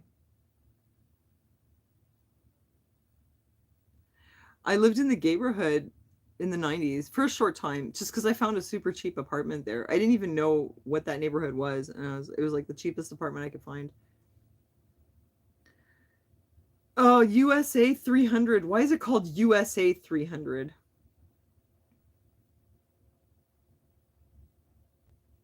Anita coming out. Oh God. I'm so sick and tired of all these crazy diseases coming out. But seriously, there was so much panic about COVID, but after a while we're like, what are we panicking for? So I don't want to panic about something else. They're always talking about, oh, there's a deadly fungus that is going to get everyone. And then, well, actually, no. But you know what's really bad for your immune system is stress. So, like when I was having all that anxiety, like I think my cortisol was so high that I thought to myself, yes, if I went around like this every day for I would get sick after a while. Yeah, zombie apocalypse. No, I don't want to stress about it. Oh, it was discovered in Brooklyn in 2009. The 300th strain of MRSA. Okay, so it's been around for more than 10 years, like almost 15 years, and we're still here. We're not dead yet.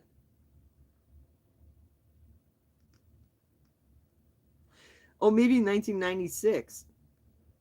Oh well. Oh, MSSA. What is that? I thought it was a typo. What's MSSA?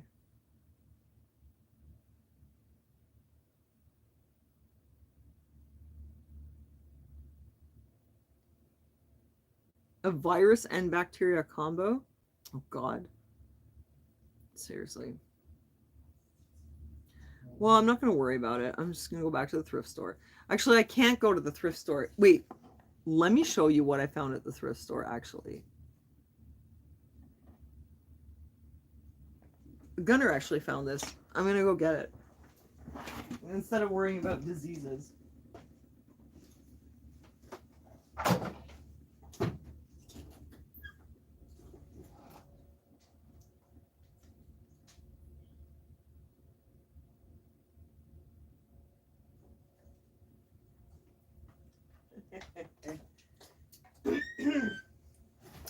Well, I must be insane because I'm I can't believe this. It's so huge. I'm trying to declutter. So why did I buy this? I couldn't resist. That's why. Look at this. It has lemons on it. Look how big it is. It's like a container that you put your lemonade in it, and then you do this. And maybe what we should do is make like giant batches of the ginger tea and then just like have it on tap. Isn't this cool? It's beautiful. And I love lemons, but you know what? Gunner spotted it.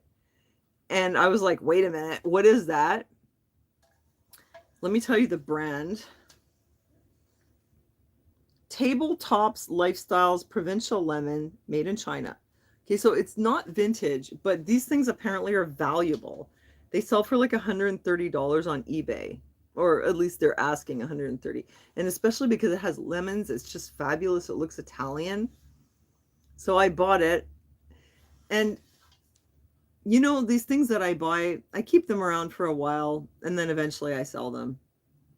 Yeah, when life gives you lemons, make lemonades and put it in here. It is really amazing, isn't it? And then I'll show you the top. You can kind of understand why I bought it, right? Even though I don't have the space for it.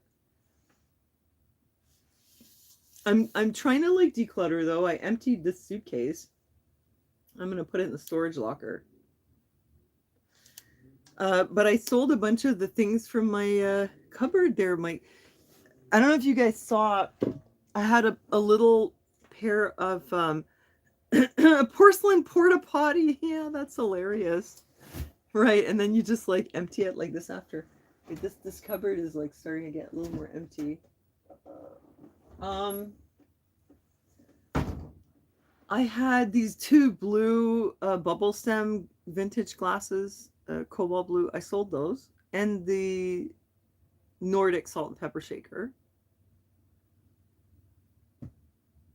And oh, I also sold the little patty molds thing that was vintage.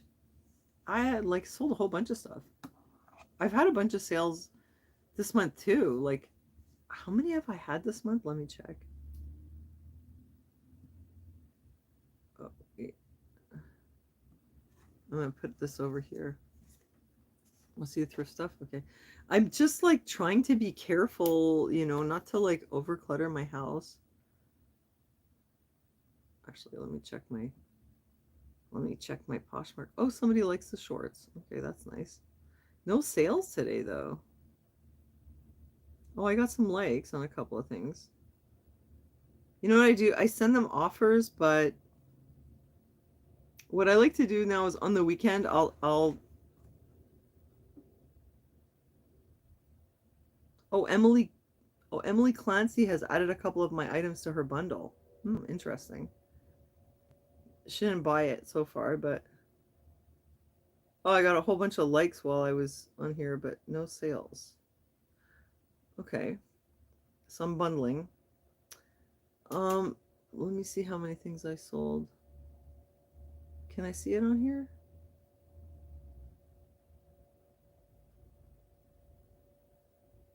Oh, I don't know how to do that on here. I don't know how to do it on the I guess it's only on my app that I can do it.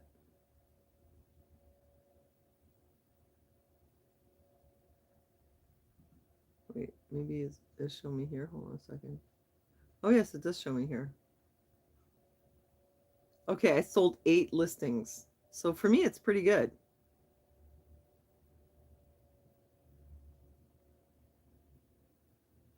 I made $200 worth of sales so far.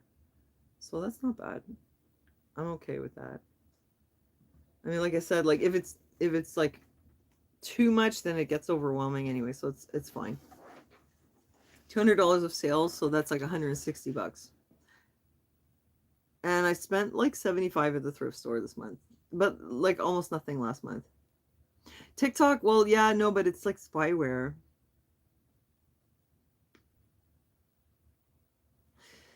Goodwill, Goodwill is called Renaissance here. It hasn't been very good. Would you like me to like do some shorts to show you all the thrift stores? I'd love to do that. But the thing is, if I go in there, like I'm liable to buy stuff. But I'd love to like give you the tour and like show you all the different thrift stores. Wouldn't that be cool? And like show you things around the city. I mean, I thought about like making more videos about my day-to-day life, but with the Vlogmas, it was like the theme was Christmas, so it was Christmas related, but I'm not a hoarder. I sell it. If I was a hoarder, I would keep it for myself. Yeah, you want me to do that? Okay, that's cool. Well, okay, what am I worried about with the spyware? It's because apparently it includes like a keylogger and they can like steal your passwords and stuff. And they also like steal like your typing you have like a sort of a print, like a fingerprint when you type, and they steal your voice and they steal your face. I don't know, man. It just seems like I'm not worried about the audience. I'm only worried about the people who make the app. Yes, sell on Poshmark. No, you can sell men's clothes. I sell lots of men's stuff. You know, here's the thing. Okay, now when I look at the stuff that I thrifted in the beginning, when I started, I'm like, what was I thinking? You really have to get brands that people are looking for, unless it's vintage. You can't just be like, oh, this is a cool looking sweater. It has to be something that people want. So if you're gonna sell your own stuff that you have, it's fine. But if you're gonna go and start buying a bunch of stuff, be careful. Some of the stuff I bought, I'm like, seriously, what was I thinking? Like, look, oh, here's something I bought recently. This is a eyelet lace blouse from Madewell, sold at Anthropology. There's a lot of them out there, but it's still a good blouse to have because somebody might bundle it. Let me show you what I bought before.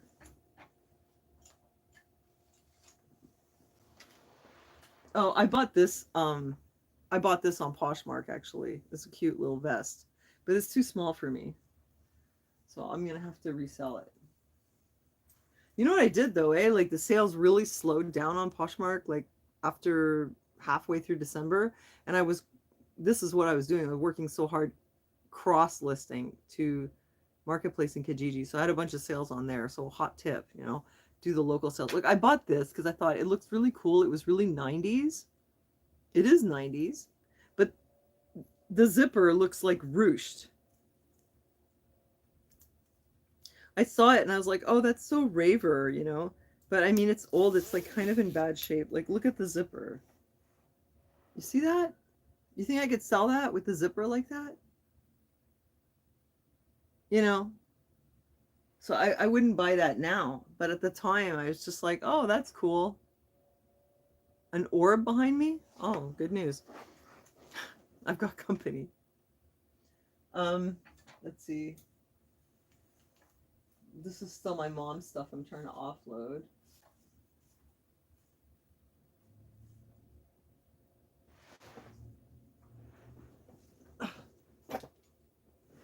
I'm not in a good position. I bought this recently. This one's vintage. It's wool, and it's like a poncho kind of thing, and it has like a Aztec calendar here in silver. It's very cool. I'm sure it will sell at some point. Maybe not this year. Maybe it was a little too late to the party. But like this, I would pick up vintage because it's super cool. Um, and then this, I got this, but I got this for me. This is very old vintage too. It's amazing. It's got these like embroidery sort of covered buttons. It's got real fur on it. I think it's German. Hauber. Styled in Germany. So yeah, it's super cool. I love it. But this one's mine. It's got like kind of Asian vibes to it. I love it. Like I bought like crappy things before. Sorry, but I get things sometimes for free, like with a trade or somebody getting rid of stuff. So not all my stuff is top quality, but if I didn't pay for it, it's fine. Yeah, so like you're noticing cool stuff you wouldn't wear, but somebody would. Well, that's sort of what I'm doing. But if you're gonna buy it to resell, you really got to know what brands to buy, and you really got to know what styles people are looking for. You're gonna end up with a lot of stuff that is hard to get rid of. Oh, I got something else lately. I'm not shopping very much. I got that shirt this week, and I got a pair of like Peruvian knit anthropology shorts from Carolina K. And oh, you guys, you know I'm a Christian and everything, but I love the witch aesthetic. And I got some like witch core shirt and stuff, and I really like that. And people love that stuff. I love it. This is sort of Victorian kind of look, like those very, very long, dark maxi skirts. And the blouse is like kind of smocked and flared, like just witchy clothes. I love that. An apartment tour. Oh, apartment's a mess though right now, but yeah.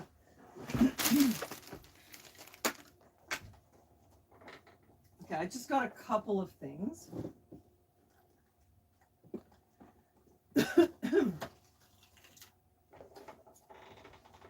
My living room looks pretty good now.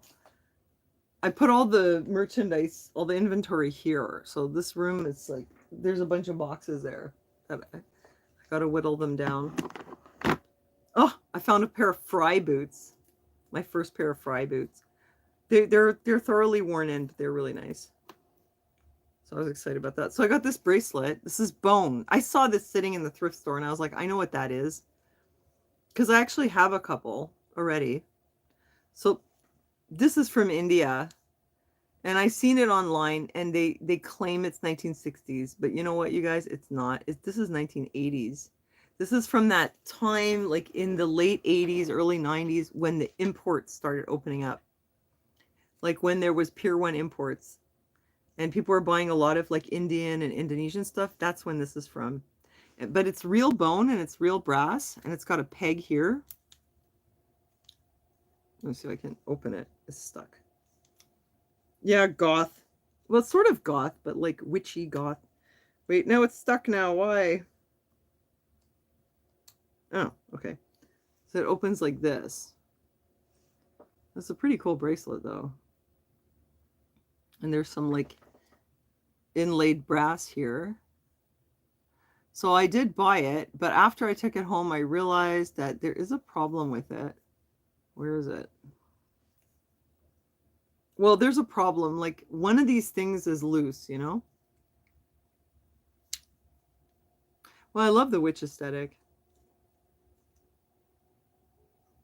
And the whimsy goth too, like the 1970s sort of Stevie Nicks or like even Y2K whimsy goth. It's sort of related. It's sort of like the crossover between goth and bohemian is, I guess, whimsy goth, you know? So there, I got this one. And yeah, witchy women. Okay, good night. Good night, Anonymous. Yeah, I like that look. Yes, it's bone. This is bone. I know it's bone. It's cow bone, actually. Because I know these bracelets.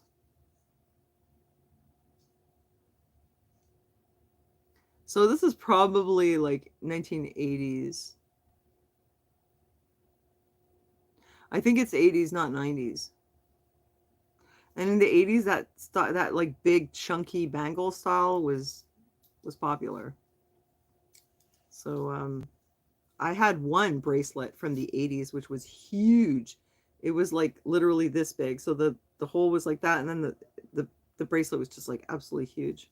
I sold it on Marketplace though. Yeah, this is an Indian cow bone. Yeah, it's 80s. And then I found this, which I thought was cool. So I paid $7 for that.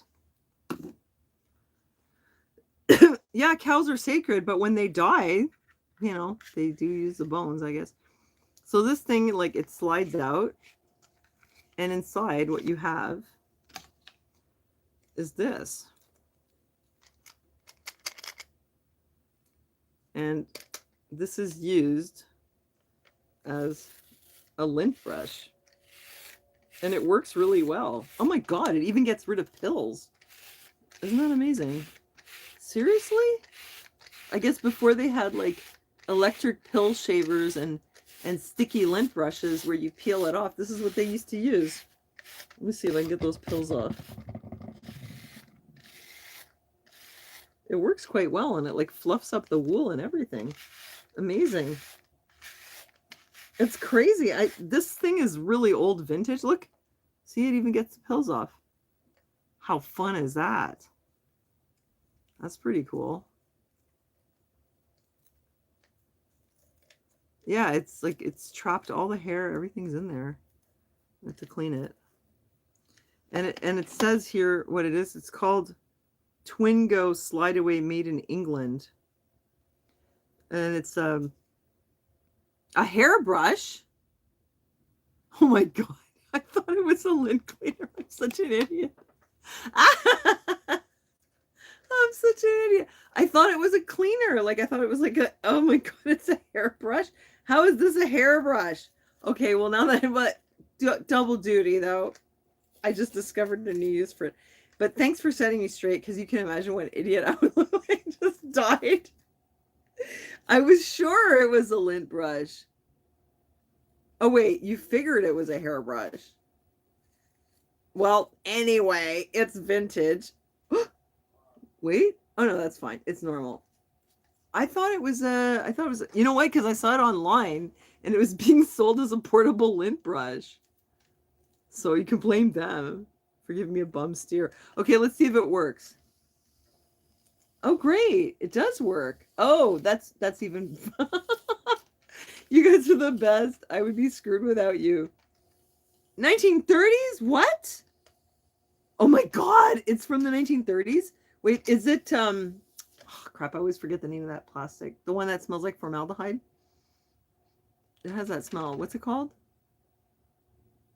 Not Bakelite. Yeah, Bakelite. Is it Bakelite? No way. 1930s?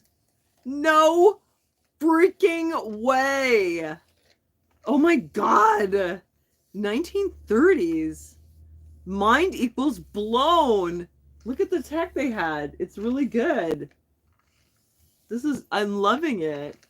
Look, it's making my hair all nice and soft. Cool. Now I understand why they were selling for so much money online. They were selling for like $30. So for real? Am I Gen X? Yeah. Oh, possibly 1930s. Let's just say it's 1930s, shall we? But wait, is it Bakelite though? Do you know? I Google lensed it, but it's crazy because someone was selling it on eBay as a vintage lint brush, a ghost brush. What's a ghost brush? Oh, hey Kanga, hi. How are you doing? I'm hosting a very long live because I've been away for so long. Oh my god, this is like the marathon live, the longest live I've ever done. We've talked about a lot of things. Make it up to you guys because I've been gone for like two weeks. They're for handbags, for keeping in your handbag. Okay, so it really is for hair. Somebody was selling it on eBay as a lint brush. I'm just gonna reiterate that, just so make sure you know I'm not a complete idiot. It works great though. I'm not gonna want to sell it now. I'm gonna want to keep it and brush my hair with it. Wow, cool. Look at that 1930s wave there. Excellent. That's really cool. Yeah, I found it in the thrift store for $3. They're hard to find. Oh my god. Yeah, I will take care of it. Yeah, I saw it and I knew right away. I was like, wait a minute, what is that? That looks really interesting because it has like a kind of tortoiseshell look to it. And then when I saw Made in England and I Google lensed it. Do I have any dolls? I have one. I'll show it to you. It's something I bought early in my thrifting days.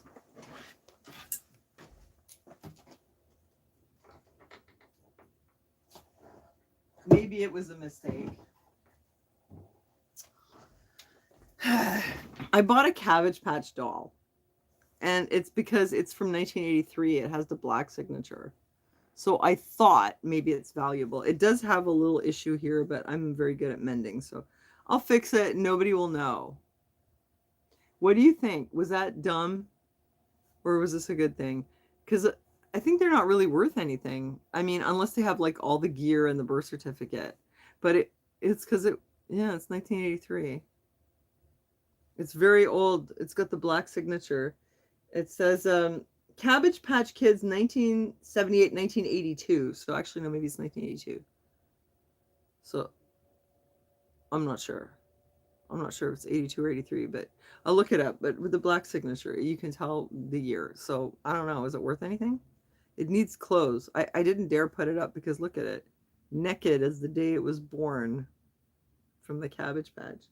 It's cute though. And it has that short, fuzzy, woolly hair. It isn't good condition, but it needs a stitch right here. I'm pretty sure I could do that. I could fix that.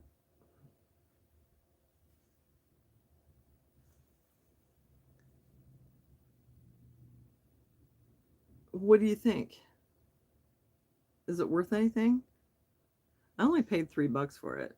And this was like really, really early. Like it was like on one of my first thrifting trips. And I was looking for anything that, I thought would be like vintage or valuable. And I was like, oh, Cabbage Patch doll. I bought it.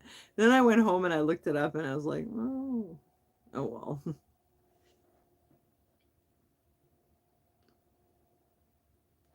I was thinking I'd get some cute clothes.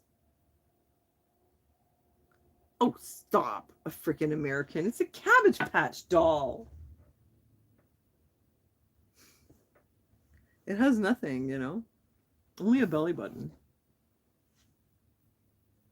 Blue eyes and blonde hair. Yeah. You know what? I had a red-haired Cabbage Patch doll, and apparently those are quite valuable. And I had the original clothes and the birth certificate and everything. But it was auctioned off with all our other stuff when my mother sold her house in Vermont. Oh, hey, Pedro. Hey, how was your Christmas and New Year's?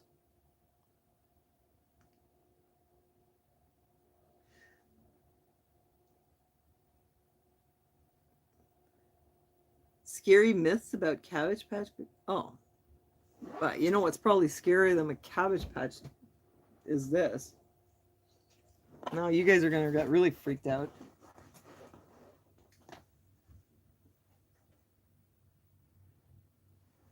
I have two of these. These are from Africa. They're actually from South Africa, and they're from like a very particular tribe. And there's this whole story about these dolls. So usually the grandmother will make one of these and give it to the granddaughter. And the granddaughter has to like take care of it until she gets married. Like she no, wait a minute. I'm getting the story all screwed up. I thought that the grandmother makes it for the granddaughter. But the men will court the women by leaving one of these in front of their house or something like that. Anyway, it's called a Ndebele doll. But in any case, once she gets married, she has to take care of this doll like as if it was her baby. So she has to like pet it and feed it, put it to bed. And when she gets until she gets pregnant, and I think after the third baby is born, she has to get rid of the doll by like giving it away or something. And yeah, I knew somebody's gonna say, "Oh, it's a voodoo doll." Well, when I first got them, I got a little freaked out. I put them in the cupboard and I made them turn right, but then I realized that they were friendly. I have two. I found them in the thrift store. Yeah, and I thought, oh my God, what if I mean, what if I find this doll, I bring it home and it turns out that like my house becomes haunted because of it. I'll show you the other one.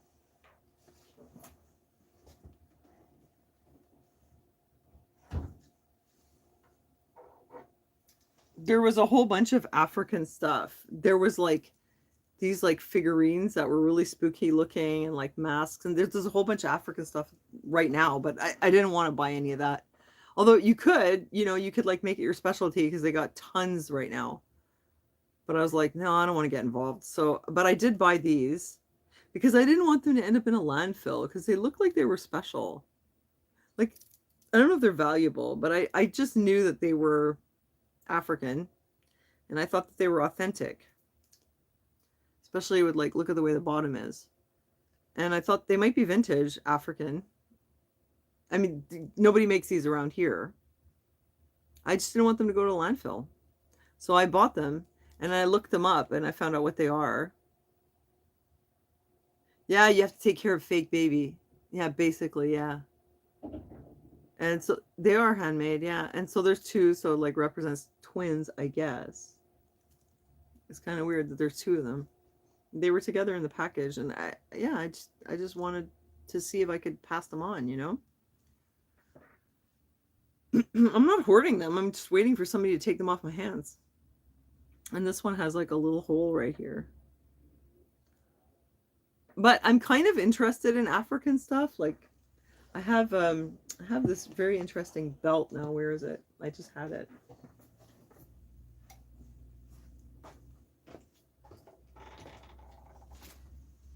I just moved it because I was cleaning. Oh, tell me I didn't like lose track of it instantly. Where did I put it?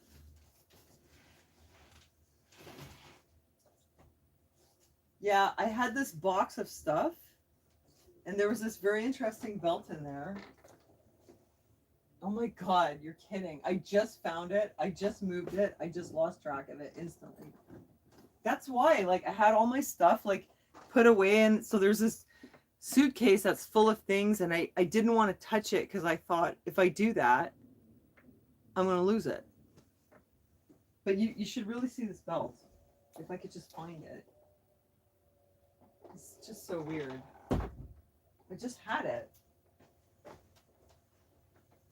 Nope. It's not here. Where did I put it? Oh, it's here. Okay. This is really interesting. I have not listed it. And I know what this is. This is a vintage belt from Kenya, from the Maasai tribe. It's authentic. And it's from the 1960s. Pretty cool, right? But this is like museum quality stuff, this right here. This isn't like a modern souvenir or a mass produced. This is very old. Yeah, it's pretty cool. And what is it inside? All stitching.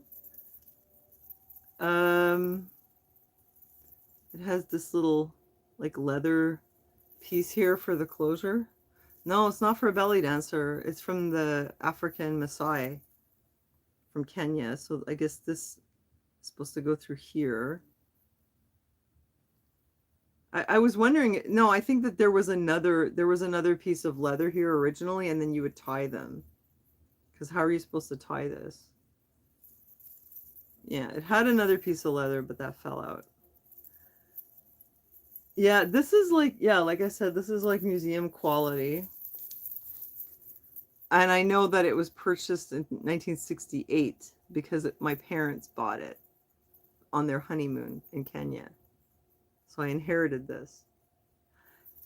And I wasn't sure what to do with it because it's not like something you just throw up on Poshmark and sell for $35.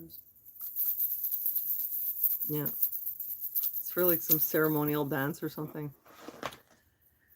So I don't know. I'd have to get it checked out, but I'm sure it's worth something. Maybe not a lot, but it's not like a cheap souvenir thing. So I have that, and I have the dolls, and I have also like a Kenyan bracelet. I had a few other things. And I have another Kenyan thing too.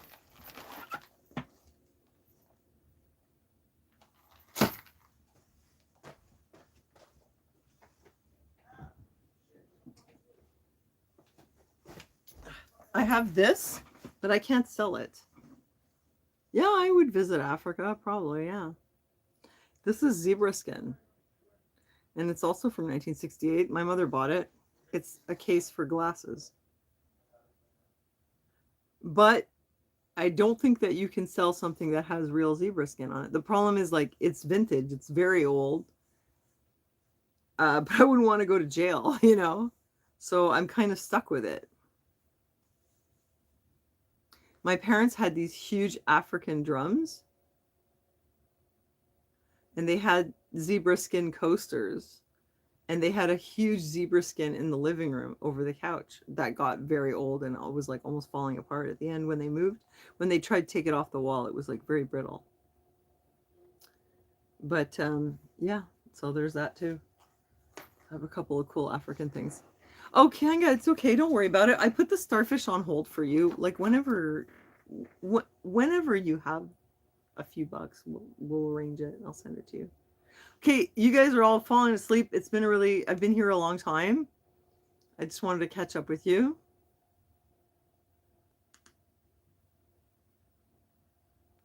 No, it's not a belly dancer belt, Olivia. It's really African. But yeah, anyway, it was good seeing you. Thank you so much for stopping in. Yeah, I know it's late. It doesn't matter. It's fine. I love you guys, and I wish you a very happy new year. And I'll see you soon. I'm going to do some little, I guess I'll do some shorts for you. Okay, bye, guys.